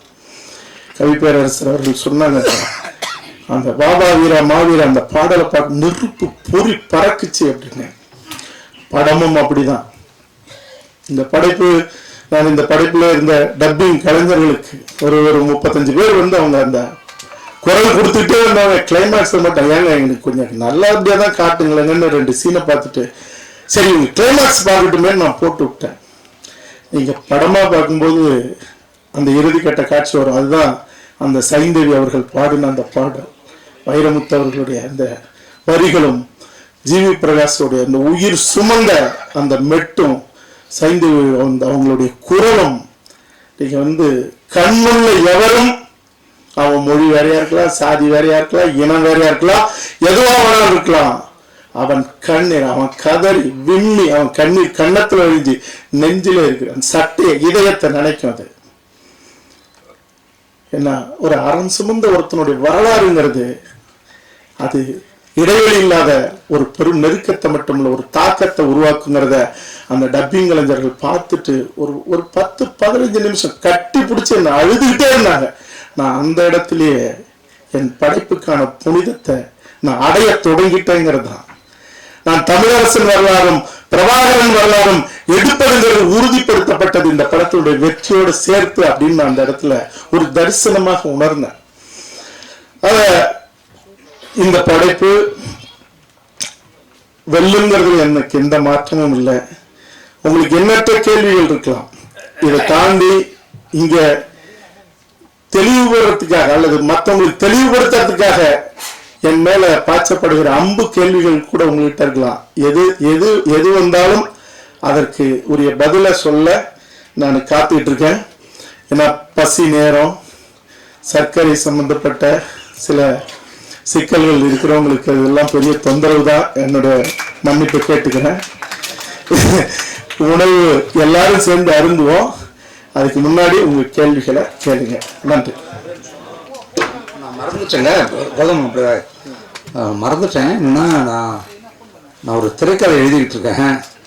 அதில் நான் வெளியில் இருந்துட்டேன். இந்த படம் எனக்கு பார்க்க முடியாமல் போயிட்டுது.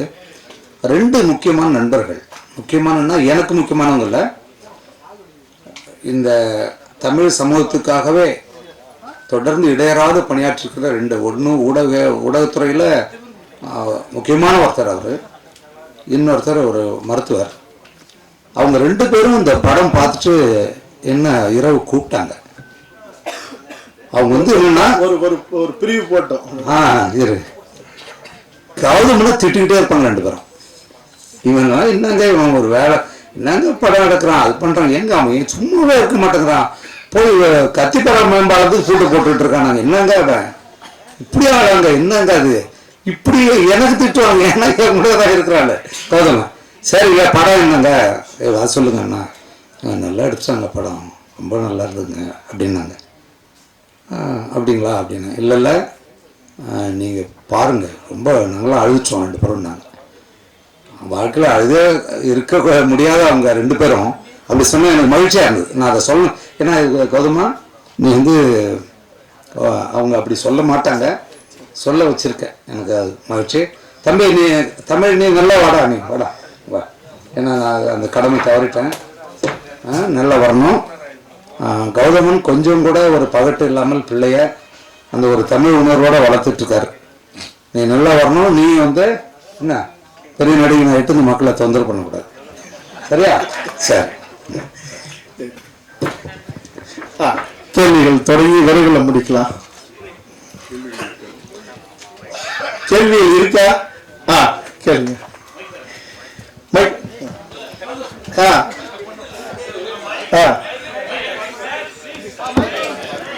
மைக்கிலே கேளுங்க, ஏன்னா பதிவு ஆகணும்ல. இந்த படம் காடுவெட்டி குருவோட வரலாறு அப்படின்னு நீங்க சொல்லிட்டு இருக்கீங்க. ஆனா அதிகாரப்பூர்வமா நீங்க எங்கேயுமே உங்க விளம்பரத்திலயோ உங்க இதுலயோ பதிவு பண்ணலையே, இது இவருடைய வரலாறு தான் பதிவு பண்ணல. 1. 2வது அவர் குடும்பத்தை சேர்ந்தவர்களை எங்கிட்ட கேட்காமலேயே ஒரு படம் எடுத்துட்டு இருக்காரு, நாங்களே அப்படி ஒரு படம் எடுக்கிற மாதிரி ஐடியால இருக்கோம்னு சொல்லியிருக்காங்க. சரி, போன இசை வெளியீட்டு விழா வந்தீங்களா? வரலையா? நான் போன இசை வெளியீட்டு விழாவிலேயே பிரகடனப்படுத்திட்டோம். நீங்க கேட்ட முதல் கேள்வி. 2வது கேள்விங்கிறது சொல்லலையே, பேசுவா ட்ரூ ஸ்டோரி இவரோடது அப்படின்னு நீங்க அதிகாரமா உங்க ப்ரமோல நீங்க சொல்லுங்க. படம் பார்க்கும்போது இந்த படத்துல நான் 2 பேராகவும் எடுத்தேன். காடுவெட்டி குருன்னு எடுத்தேன். அப்புறம் நாம எல்லா நேரத்திலையும் அதிகார வர்க்கத்தை எடுத்துக்கிட்டு தானே இருக்கோம். விடலன்னா காடுவெட்டி குணான்னு எடுத்தேன். என்னுடைய பாடல் வெளியீடு முன்னாடி நடந்தது, கொடுக்க மாட்டேன்ட்டாங்க. சமூகத்தின் பெயரை சொல்லக்கூடாது, அவர் பேரை சொல்லக்கூடாது, எங்க குருசாமி இல்லை அவர் புலிக்குடி பாடல், இன்னும் எத்தனையோ அது உங்களுக்கு தரவே முடியாதுட்டாங்க. எனக்கும் அந்த சென்சார் அதிகாரி உயர் அதிகாரிக்கும் இதுவரைக்கும் தமிழ் சினிமாவில் அப்படி ஒரு வாக்குவாதமும் ஒரு கசப்பும் நடந்திருக்குமா, தகிப்பும் நடந்திருக்குமான்னு எனக்கு தெரியாது. நீங்க எங்க வேணாலும் போங்க, தர முடியாதுங்க. நீங்க படம் எடுத்து முடிச்சதுக்கு அப்புறம் படத்துக்குள்ள இந்த சமூகத்துல பெரிய சிக்கலும் கலவரமும் வந்தா யாருங்க பொறுப்பு? அதுக்காக நான் ஐஏஎஸ் படிச்சுட்டு வந்திருக்கேன் அப்படின்னு அவரு சொன்னேன். இதுக்கு முன்னாடி எதுவுமே அப்படி செய்யாதவன், நான் கொடுத்த பாட்டிலுமே எந்த சிக்கலும் இல்லாதப்ப நீங்க கொடுக்க முடியாதுன்னு சொல்றதுக்கு உங்களுக்கு என்ன அதிகாரம் இருக்கு? இதுக்குதான் நீங்க அந்த படிப்பு படிச்சுட்டு வரீங்களா, வந்தீங்களா அப்படின்னு கேட்டேன். நீங்க என்ன சொன்னாலும் சரி, எனக்கு என்ன கொடுத்த வேலையை தான் நான் செய்ய முடியும். இல்லைங்க யாருமே, நான் சொன்னேன் பாட்டுல கலவரத்தை ஏற்படுத்தினா நீங்க வெட்டுங்க, படத்துல எல்லாம் வெட்டுங்க. அப்படி இருக்கும்போது இல்லாத போது நீங்க எப்படி நீங்க பாடலை வெளியிட முடியாது? நீங்க படத்தை காட்டுங்க, படத்தை பார்த்துட்டு நான் பாடல் வெளியிட கொடுப்பேன். இது வரைக்கும் தமிழ் சினிமாவிலே இல்லாத, அல்லது எனக்கு தெரிஞ்சு இந்திய சினிமாவிலே இல்லாத நீங்க எப்படி செய்ய முடியும் அப்படின்னப்ப இது ரொம்ப சென்சிட்டிவானது, அதனால நாங்க செய்ய முடியாது அப்படின்ட்டேன். நான் உண்மையிலேயே ஒரு பெரும் வார்த்தை, அது ஒரு படைப்பாளனுடைய கோபமான தரந்தாழ்ந்த வார்த்தை இல்ல, ஒரு வார்த்தையை சொல்லி வயிற்றுல அடிச்சுட்டு படைப்பை இப்படி எல்லாம் சிதைக்க கூடாது அப்படின்னு சொல்லிட்டு வந்துட்டேன். படைப்பை பார்த்தாங்க, பார்த்துட்டு நீங்க கேட்ட கேள்விக்குள்ளேயே ஒரு பதில் இருக்கு. இந்த படைப்பு வழக்காடு மன்றத்துக்கு போயிருக்கு. வழக்காடு மன்றத்துக்கு போறதுக்கு அவங்களுக்கு 100% உரிமை இருக்கு. வழக்காடு மன்றத்தில் என்ன போயிருக்கு? என் தந்தை பெயருக்கு களங்கம் ஏற்படுத்துவது போல இந்த கதை அமைக்கப்பட்டிருப்பதாக நாங்கள் நம்புகிறோம். அதனால இந்த படத்துக்கு சென்சார் தரக்கூடாது. சென்சார் கோர்ட் டைரக்ஷன் எங்க சென்சார் கொடுத்துருச்சு. சென்சார் அதுக்குதான் இது பதிலுக்கு நானும் வழக்குக்கு போனேன். நீங்க ரெண்டையும் பாருங்க, கொடுக்கறது கொடுக்காதுங்கிறது உங்களுடைய தீர்ப்புல உங்களுடைய முடிவுல இருக்குன்னு ஹைகோர்ட் சொல்லிடுச்சு. அதனால நான் தரமாட்டேன்னு இன்னும் ஸ்ட்ராங் ஆனாங்க. அப்போ படைப்பை பார்த்ததுக்கு அப்புறம் என் பாடல் வெளியீடு தள்ளி போச்சு. படத்தை பார்த்தாங்க. பார்த்துட்டு 2 மணி நேரம் என்னை கூப்பிடாமலே டிஸ்கஷன். அப்புறம் உள்ள கூப்பிட்டாங்க. காரணங்களா கேட்கிறாங்க, இந்த படைப்பை எதுக்காக எடுத்தீங்க, என்ன ஏது, என்ன இதுக்கு என்ன ஆவணம் இருக்கு. நான் ஆவணங்களை எல்லாத்தையும் எடுத்துட்டு போயிருந்தேன். ஜூனியர் விகடன்ல ஒரு வரலாறு தொடங்கி ஒரு கட்டம் போய் நின்று இருக்கு. ஆனந்த விகடன்ல கேட்டேன், அவங்க தேடி எடுத்து கொடுத்தாங்க. ஏன்னா என்னுடைய நோக்கம் என்னங்கிறது அவங்களுக்கு தெரிஞ்சதுனால எல்லா ஆவணத்தோடையும் நான் எடுத்துட்டு போய் கொடுத்தேன். இவங்க கொடுக்க மாட்டாங்க, இது நடக்கவே நடக்காது, பெரும் சிக்கலாக போகுதுன்னு நான் நினைச்சிட்டு இருந்தேன். அவங்களுடைய இடத்துல நின்று அவங்க ஒரே ஒரு விஷயம் சொன்னாங்க, இந்த படைப்பு ஒரு நேர்மையை சொல்லுது, ஒரு அறத்தோட படைக்கப்பட்டிருக்கு, ஏன் நீங்க இதுல அவருடைய படத்தையே போட்டு நீங்க சமர்ப்பணம்னு சொல்லக்கூடாது அப்படின்னாங்க. அதை நான் செஞ்சிருக்கேன். நீங்க கேட்ட கேள்வி அதுதான். 2வது, இந்த அவங்க வழக்கு போட்டதுங்கிறது எங்க அப்பா பேருக்கு கடன் வைக்க, நான் தம்பி கனலுக்கு இந்த படத்தை பாரு அப்படின்னு நான் கூப்பிட்டேன். இன்னொரு விடயம், எனக்கு நேரடி உறவினர் அண்ணன் குரு அவர்கள், அவர் என்னுடைய தம்பி.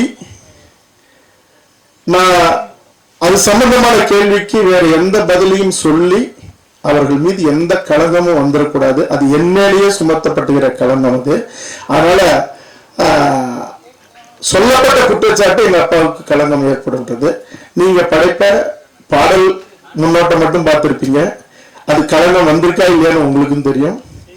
படம் பார்த்ததுக்கு அப்புறம் எல்லாருடைய கண்ணீரும் அதுக்கு பதிலா இருக்கும். கடைசி முடிச்சார் ஒரே நிமிஷம் சார், ஒரே நிமிஷம். அதாவது வந்து சார், அவர் காடுவெட்டி குரு வந்து ஒரு எளிய தலைவர், எளிய மக்களுக்காக உழைத்த தலைவர். அவருடைய வரலாற்றை வந்து இவ்வளோ கலர்ஃபுல்லா சினிமா சமரசங்கள் அதிகமா வைத்து எடுக்கணுமா, யதார்த்தமா எடுத்திருக்கலாமே. ஆர்ட் பிலிம் எடுத்தா நீங்க வந்து பாத்துறீங்களா? ஆர்ட் பிலிம் எடுத்து எவனாச்சியாவது புடிங்கி அவங்க கோமணத்தோட சென்னையில இருந்து அனுப்பணும். அதனால படைப்புங்கிறது கலை சார்ந்தது, அலங்காரம் சார்ந்தது. அதை பார்த்து தினம் திரையை பார்த்து குரல் பதிவு செய்யறவங்களே கதை எழுதும் போது உங்களுக்கு நோக்கமும் இலக்கும் என்னவோ அது முக்கியமானது. கருத்தும் போய் சேரணும், காசு போட்டவங்களுக்கு பணமும் வரணும். யார் காசுலயே நான் குளிக்க கூடாது, அதுதான் இது. இப்ப படைப்பை பார்க்கும்போது நான் ஒன்னே ஒரு உரிமையோட கேட்டுக்கிறேன் என் ஊடக தோழமைகள்கிட்ட, உங்களுக்கு பாடல் பார்த்தீங்க, முன்னோட்டம் பார்த்தீங்க, உங்களுக்கு சிலிப்பு ஏற்பட்டுதா? இருந்து இல்ல, அப்ப அது முக்கியம் தானே. நான் அழுக்கு வேட்டி அழுக்கு சட்டையும் போட்டு ஒரு சாதாரண ஒரு ஒளிப்பதிவாளரை வச்சு ரொம்ப சாதாரணமா ஒரு படைப்பை செஞ்சு நான் எடுத்துட்டு வந்தா இந்த வார்த்தை நீங்க சொல்லுவீங்களா? அடுத்தது காடுவெட்டி குரு ஐயா வந்து ஒரு சமூகம் சார்ந்துதான் இருந்தான்னு சொல்லிட்டு இப்ப வரைக்கும் பேசப்படுது. இந்த படத்துல வந்து எல்லா சமூகத்துக்கும் சார்ந்தவர்னு சொல்லிட்டு ஒரு விஷயம் வச்சிருக்கீங்களா? ஏன்னா அதுதான் வந்து குறிப்பிட்ட ஒரு லெவல்ல யாரா இருந்தாலும் அதான் பேசுறாங்க. இதுக்கு நான் பதில் சொல்றதை விட என் படம் தான் பதில் சொல்லணும். இதே கேள்விய பிரஸ் போடுவோமா, அங்க வச்சு பேசுவீங்களா, கேள்வி கேட்பீங்களா? கண்டிப்பாங்க. தேவையானவங்க 2ஆ கிழிக்கிறதுக்கான உரிமை உங்களுக்கு இருக்கு, அதுக்கான பதில் அப்ப நான் சொல்றதுக்கு எனக்கு உரிமை இல்லை, அது படம். அப்புறம் இன்னொரு கொஸ்டின், காடுவெட்டி குரு அந்த டைட்டில் இருக்கிறது ஒரு பிரச்சனைன்னு சொன்னீங்க. இதே ஒரு 1 வருஷத்துக்கு முன்னாடி வந்து ஆர்கே சுரேஷ் வந்து காடுவெட்டியின் படம் சொல்லிட்டு பிரச்சனைன்னு சொல்லுங்க. பிரச்சனை நிறைய ப்ராப்ளம் வந்து எல்லாம் பின்னாடி பேசினாங்க, ட்விட்டர்ல. அந்த டைட்டில் இருக்கிற என்ன பிரச்சனை வருது உங்களுக்கு? எந்த டைட்டில்? காடுவெட்டி. அது ஒன்றும் பிரச்சனை இல்லைன்னு சொல்லுங்க. எடுக்க முடியுமா? இப்ப யாரு திருப்பி பண்ண முடியுமா? அவரோட படம் தானே அது. இல்ல, நீங்க படம் பாருங்க, எல்லாத்தையும் சொல்லிருக்கேன். சொல்லுங்க. இந்த இந்த கதையில வந்து முன்னணி ஹீரோவா மீட் பண்ணீங்களா இல்ல நீங்க தான் நடிக்கணும் உருவாக்குறீங்களா? அதாவது உண்மையாதான் சொல்லணும். இந்த படைப்பை செய்யும் போது, கதை எழுதும் போது கௌதமன் நடிச்சா நல்லா இருக்கும் அப்படின்னு தான் ஒரு இயக்குனரா நான் முடிவு பண்ணேன், 100%. ஆனா பொருளாதாரமா போகும்போது என்னுடைய சகோதரர் சுரேஷ் காமாட்சி அவர்கள் கூட, அண்ணா ஒரு விஜய் சேதுபதி பேர் நடிச்சா நல்லா இருக்குங்க அப்படின்னாங்க. நான் சொன்னேன், கிடைச்சா எடுக்கலாம், உண்மையிலே கிடைச்சா எடுக்கலாம்னு நினைச்சேன். நான் யாரையும் தப்பு, இன்னும் 2-3 ஹீரோக்கள் உண்மையிலே கிடைச்சா இன்னும் பிரம்மாண்டமா எடுக்கலாமே அப்படின்னு தான் என்னுடைய பேராசை.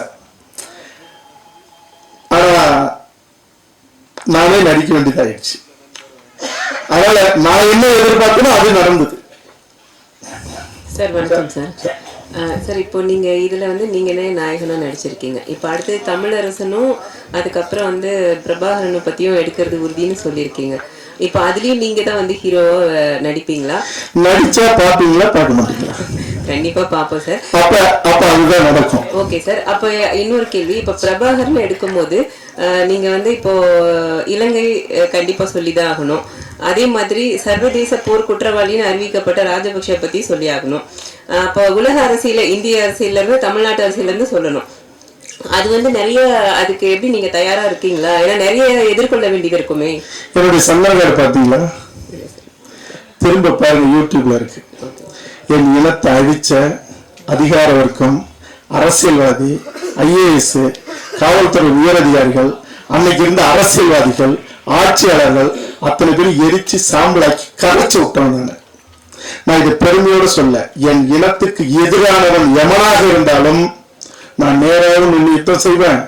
என் படைப்பிலையும் அவர்களை தலைகுனிய வைக்கிறது மட்டும் இல்ல, அவனுடைய சமாதியிலேயே என் சந்ததி மட்டும் இல்ல அவன் சந்ததியும் காரி துப்புற அளவுக்கான படைப்பா இருக்கும். அது நான் எடுக்க போற வன்னிக்காடுக்கும் அது பொருந்தும். சார், இந்த படத்தை நிறைய எதிர்ப்பு வந்தது அப்படின்னீங்க, நிறைய கமெண்ட் எல்லாம் சொன்னாங்க. நிறைய இது ஒரு படைப்பாளியா எதிர்த்தவங்களுக்கு, எதிர்ப்பு தரப்பு தலைவர்களுக்கு, அந்த நிர்வாகிகளுக்கு எல்லாம் படத்தை முன்னாலே அழைப்பு விடுத்து ஒரு பிரீமியர் ஷோ இதை போட்டு காமிப்பீங்களா? அது தயாரா இருக்கீங்களா? நான் தயாரா இருக்கேன். அவங்க வாரத்துல அவங்க தயாரா இருக்கணும். எனக்கு எதை பத்தியும் கவலை இல்லை. சார் வணக்கம் சார்.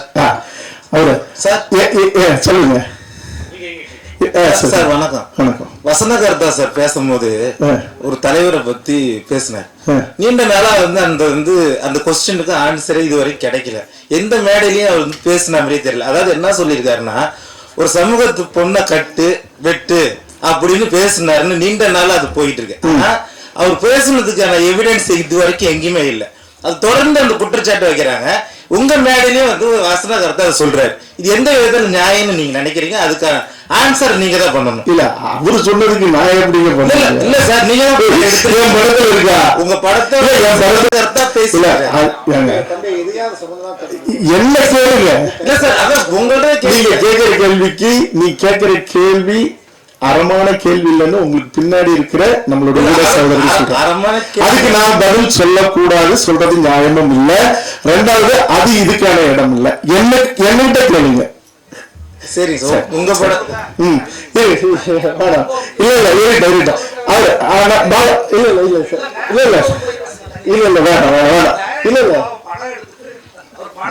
அப்படி இல்ல சார். இல்ல நம்ம அவர் வந்து பேசும்போது இதே மேடையில அதுக்கு என்ன பதில் சொல்றது? என்ன பதில் சொல்றது இது? இல்ல சார், அப்படி பேசினாருன்னு நீண்ட நாள ஒரு தலைவர் மேல குற்றச்சாட்டு இருக்கு. சரி, அந்த குற்றச்சாட்டு உண்மையில நான் வந்து எல்லாருக்காகவும் நிற்கிறேன். அதுல நீங்க உங்களுக்கு நம்பிக்கை இருக்கா? இது வந்து கலெக்டர் பகுதியில் நடந்தது. ஜான்மார்க் கட்சிக்காரங்களை வெட்டினாங்க, நடந்து செய்யலாம், அதை விட்டுருங்க. மரவண வெட்ட மரத்திய கட்டுகள் நடந்தது, அதை விட்டுருங்க. இப்ப வந்து தமிழரசன் கதை எடுத்தீங்கன்னாக்க உண்மையிலேயே அப்படியே, ஏன்னா உங்க அப்பா வந்து தமிழரசன் கூட பழகினவர். அப்ப முழுக்க கரெக்டா எடுப்பீங்களா? பொன்பரப்பு சம்பவத்துல இருந்து எல்லாத்தையும் கரெக்டா எடுத்துருவீங்களா? அது ஒரு நெருப்பு சிற்பமா வரும். நான் சொல்றது இல்ல, அர்த்தமும் அடர்த்தியும் உங்களுக்கு புரியும் நான் நினைக்கிறேன். அது ஒரு நெருப்பு சிற்பமா வரும்.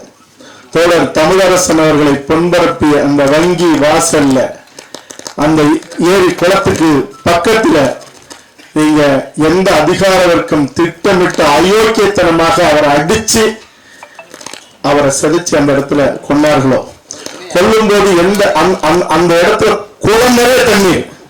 ஆனா காவேரி உரிமைக்காகத்தான் அந்த வங்கி பறிப்புக்கே போனது.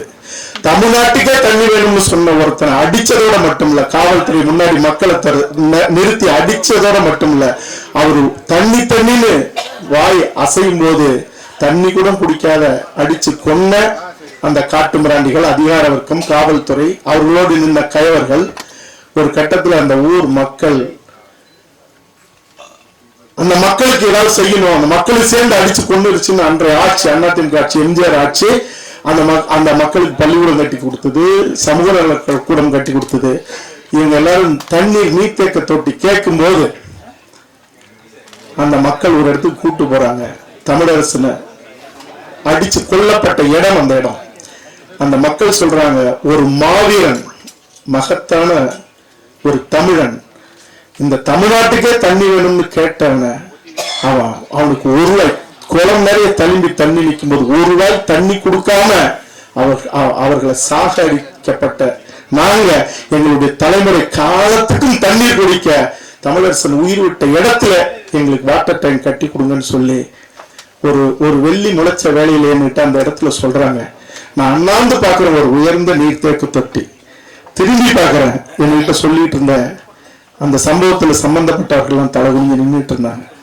இந்த வரலாறு கேட்கும் போதே உங்களுக்கு ஒரு ஆன்மாவை சிலிர்க்க வச்சிருக்கோம்.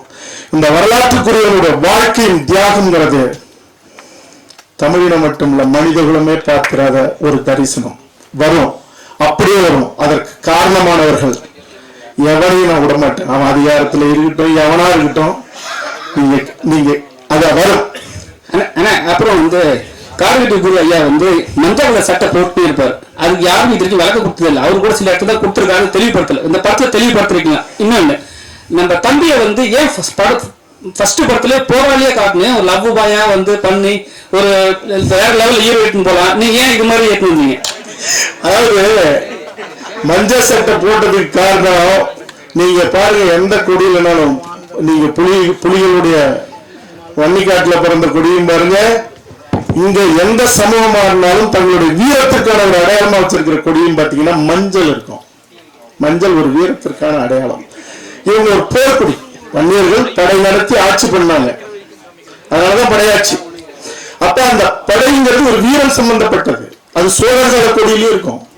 அப்ப அதனுடைய அந்த மண்ணில கங்கையோட சோழபுரத்தை தலைநகரமா வச்சுதான் உலகத்தினுடைய முக்கால்வாசி நாடுகள் ஆண்டார் ராஜேந்திர சோழன். அப்ப அவர் ஊர் இருக்குல்ல, படைநிலை கார்வெட்டி, காடை வெட்டி திருத்தி தன்னுடைய ராஜராஜ சோழன் பல லட்சக்கணக்கான படைகளை நிறுத்தப்பட்ட இடம் அந்த இடம், அதான் படைநிலை கார்வெட்டி. அப்ப அந்த மண்ணில இருந்தவங்க அவர் அடையாளமாக வச்சு அவங்க அதுக்கப்புறம் சங்கமா தொடங்கி அப்படி வரும்போது அது ஒரு கட்டத்துல அது போடப்பட்டது. இதெல்லாம் இவ்வளவு விளக்கமெல்லாம் நம்ம படத்துல சொல்லல.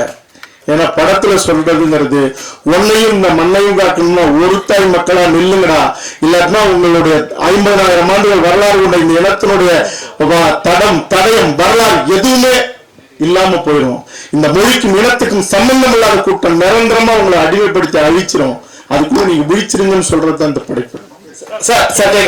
சார் இன்றைய காலகட்டங்களை வந்து மக்கள் வந்து என்டர்டைன்மெண்ட் மாதிரியான மூவி விரும்புறாங்க, ஹீரோக்கள் வந்து மாசான ஹீரோக்கள் விரும்புறாங்க. ஸோ இப்படி இருக்கும்போது இன்றைய ஸ்டூடெண்ட்ஸ் இருக்காங்களே, அவங்களுக்கு இந்த மாதிரி 2K கிட்ஸ்னு ஒன்று சொல்லுவோம், இந்த மாதிரி ஒரு நபர் இருந்தாரு, இந்த நபர் இப்படி பண்ணாருன்னு சொல்லக்கூடிய வரலாறு வந்து தெரியாது.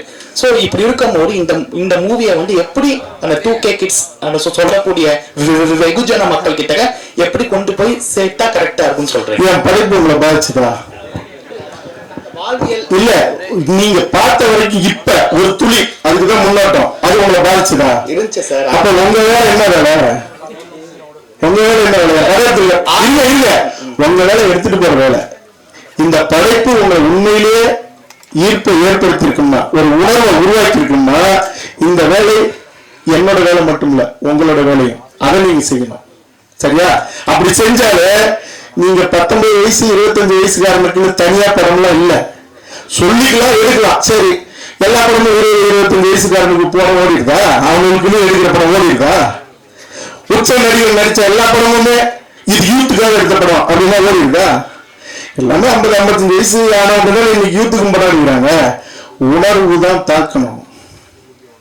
இப்ப நான் பெரிய தமிழரசனை பத்தி சொல்லும் போது உங்களுக்கு சிலிப்பு ஏற்பட்டு இருந்தால் அந்த சிலிப்பு 20 வயசுக்காரனுக்கு ஏற்படும். அதுக்கு உச்ச நடிகன் தான் நடிக்கணும், அல்லது இது எடுத்துட்டு போய் சேர்க்க முடியுமா? இந்த புள்ள பிறக்குமா, பிறந்த இது ஆனா பொண்ணா இருக்குமா, அது கல்யாணம் ஆகுமா, கல்யாணம் ஆனா புள்ள பெக்குமா? பிள்ளைய பெற்றுக்க முடியாது. நல்ல படைப்பை நாங்க படைப்பாளிகள் எடுக்க முடியும், கொண்டுட்டு போய் சேர்க்கறது அதே தாய்மை மனதோடு நீங்களும் அதை செய்யணும். உங்களுக்கும் அந்த பங்கு இருக்கு. நீண்ட நாட்களுக்கு பிறகு நீங்க நடிக்கிறீங்க, டைரக்ட் பண்றீங்க. இதுல பாத்தீங்கன்னா பிஸியான நடிகர்கள் நிறைய பேர் இருக்காங்க, படம் பிரம்மாண்டமா இருக்குது. எப்படி இவ்வளவு பெரிய பொருட்செலவுல நம்பி எடுத்தீங்க? அதாவது நான் ஒண்ணு சொல்லிவிடுறேன். நான் அவர் ஐயா பாலன் ஐயா பேர் எனக்கு அந்த நேரத்தில் வரல. என்ன இந்த ராஜ்டிவி லிப்ட்ல ஜல்லிக்கட்டு போராட்டத்துல என்ன கட்டி பிடிச்சி முத்தம் கொடுத்தது அவர்தான். அவர்தான். சரி, இப்ப கேள்வி என்ன கேள்வி, எந்த நம்பிக்கையில எடுத்தீங்க? நம்பிக்கைய ஒரு நல்ல ஒரு பொருளை கருப்பொருளை கையில் எடுத்துக்கிட்டு இத நம்பும்படியா செய்யணும், கொண்டாடும்படியா செய்யணும். நீங்க ராஜேந்திர சோழன் ராஜராஜ சோழன் நாடு முழுக்க கம்போடியா வரைக்கும் பல்லாயிரக்கணக்கான கோயில் கட்டியிருக்கான். ஏன் தஞ்சை பெரிய கோயிலையும் கங்கரோட சோழபுரம் கோயில மட்டுமே நம்ம போய் பார்க்கிறோம் நூற்றுக்கணக்கான தடவை? நீங்க அந்த அலங்காரமும் அழகுங்கிறது மிக முக்கியமானது. நீங்க காலம் சுமந்தும் ஒரு கருப்பொருள் பேசப்படணும்னா திருக்குறளை எவன் சுமந்துகிட்டே இருந்தான்? இத்தனை நூற்றாண்டா, 200 நூற்றாண்டு, 2000 வருஷமா எவன் சுமந்துகிட்டு இருந்தான்? நீங்க சரியாக செய்தால் அது ஆள் இல்லாமல் இழுக்கப்படுகிற தேர் போல அது போயிட்டே இருக்கும். அந்த நம்பிக்கையில தான் செஞ்சிருக்கோம். அப்புறம் தவிரவும் இந்த கேள்வியெல்லாம் கேட்கிறோம், நீங்களும் எனக்கு தெரியாம அந்த தேரை இழுத்துட்டு போறீங்கிற நம்பிக்கையிலும் தான். நன்றி சார். உங்களுக்கு ஒரு கேள்வி இங்க சார், லாஸ்ட்ல இங்க சார். காடுவெட்டி குரு இருக்காரு, அவங்க ஃபேமிலி வந்து அவருடைய மறைவுக்கு அப்புறமா என்ன கம்ப்ளைண்ட் பண்ணாங்கன்னா அவங்களுடைய இனத்தாரே அவருக்கு வந்து துரோகம் இழுத்ததா வந்து பிரஸ் மீட்லாம் வச்சு சொன்னாங்க. அதை பற்றி இதை காமிச்சிருக்கீங்களா? அவரை பத்தி தான் எழுதிருக்கிறதா சொல்லுவீங்க, இதுல காமிச்சிருக்கீங்களா? ஏன்னா அவரே வந்து அதிருப்தியா இருந்தாங்க, அவங்க ஃபேமிலி இனி வரைக்கும் வந்து துரோகம் இழுக்கப்பட்டதா வந்து அதிருப்தியாவே இருக்காங்க. அதை இதை காமிச்சிருக்கீங்களா? ஒரு விடயம் என்னன்னா, நான் துளசி செடியை தேடி போகிற ஒரு வேட்டைக்காரன், கஞ்சா செடியை தேடி போகிறன் இல்லை. இந்த மண்ணுல சமத்துவமும் சமாதானமும் இந்த மண்ணுக்குரியவர்களுடைய தலை நிமிர்வையும் உறுதிப்படுத்துகிற படைப்பா மட்டுமே கருப்பொருள் எடுத்துட்டு செஞ்சிருக்கேன். அதனால கலவரம் ஏற்படுத்துவது என்னுடைய நோக்கம் இல்லை, அது அவர்களுடைய உரிமை. என்னை பொறுத்த வரைக்கும் தன் புள்ள நல்லா இருக்கணுங்கிறதுக்காக மருந்த சாப்பிட்டு பத்தியம் இருந்து தன் பிள்ளைக்கு தாய்ப்பாலை கொடுத்து குணப்படுத்துகிற ஒரு தாயை போல இருக்கணும்னு நான் முயற்சி செய்யறேன். அதனால என்னுடைய பணி, என்னுடைய நோக்கம் என்னவோ அந்த நோக்கத்துக்கு இந்த படைப்பு எடுத்திருக்கேன். சார், தமிழ் சினிமால ஜாதி இல்லாம இல்ல, 100 வருஷ சினிமால எவ்வளவோ ஜாதி இருக்கு. சமீப காலமாக கர்ணன் வருது, அசுரன் வருது, திரௌபதினு வருது, படையாண்ட மாதிரியான வருது. இன்னைக்கு உள்ள அந்த ஆரோக்கியமான இந்த யங்ஸ்டர்ஸ்குள்ள இது வந்து மோதலை ஏற்படுத்துவதா மாறி மாறி நீங்க வந்து இப்படி உங்க படைப்பு அவங்க சொல்லுவோம், அவங்க படைப்பு சொல்லுவோம், ஒரு மண்மறையோ ஒரு மோதலையோ ஒரு ஜாதி பாசத்தையோ இல்லை ஜாதி வரையோ ஏற்படுத்தாதா? இவ்வளவு நேரம் உட்கார்ந்து இருந்தீங்க, என்னுடைய முன்னோட்டத்தை பார்த்தீங்க, பாடலை பார்த்தீங்க, உங்களுக்கு எங்கேயாவது ஒரு சின்ன ஒரு அதிர்வு, எதிரான ஒரு மனநிலை என் படைப்புல இருந்து உங்களுக்கு ஏதாவது வந்து சேர்ந்திருக்கா?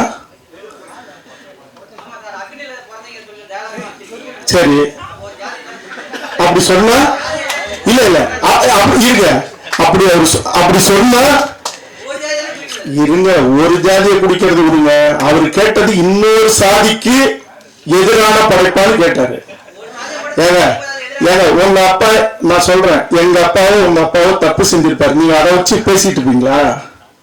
ஒரு சமூகத்தை பற்றி எடுக்கும்போது அவன் பெருமை பேசுறது அவனுடைய உரிமை.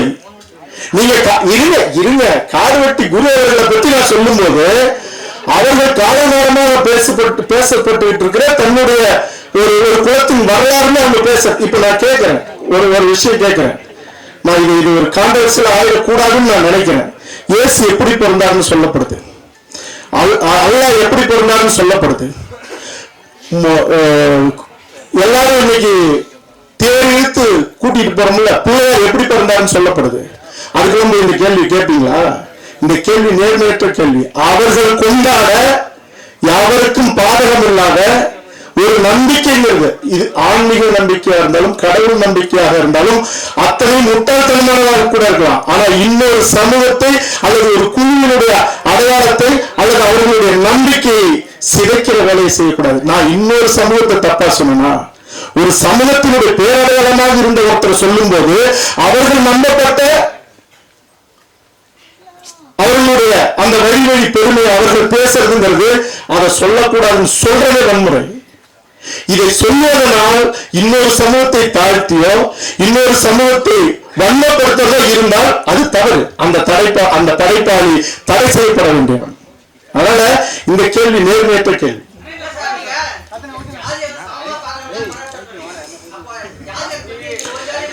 நான் கேட்கிறேன். சரி சரி சரி சரி என்ன என்ன மற்ற சாதி கொஞ்சம் எந்திரிச்சு நின்று கேளுங்க. மற்ற சாதி என்ன தாழ்த்துற மாதிரி இருக்கு? இல்ல நான் பேசுறோம். இது ஒருத்தன் தன்னுடைய பெருமையை பேசும்போது அது எப்படி என்னென்ன இது? ஒருத்தன் தன் பெருமையை பேச மாட்டான். ஒருத்தன் நான் யார் தெரியுமா, எங்க அப்பா யார் தெரியுமா, எங்க தாத்தா புலி குத்திருக்காரு தெரியுமா, எங்க அப்பா மாட்டை அடைக்கிறாரு தெரியுமா, நீ என்னடா கையை தூக்கிட்டு எங்க அப்பா மாட்டை அடைக்கலாம்னு சொல்லி கேட்பீங்களா? சரி சரி ஏதா உங்களுக்கு தெரியுமா, அக்னி குண்டம் அவர்கள் வழங்கப்படுகிற கலசம் அப்படின்னா அது ஆன்மீகத்தில் வருது. பின்ன உங்களுக்கு தெரிஞ்சுட்டு கேளுங்க. அடுத்த கேள்விக்கு வாங்க.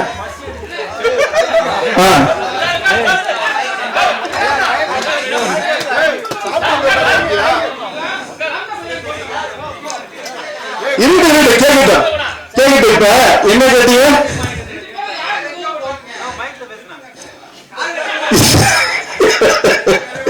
இருங்க, அதாவது 2 பேரும் போட்டு காட்டுவீங்களாங்கிறது நேர்மையான கேள்வி.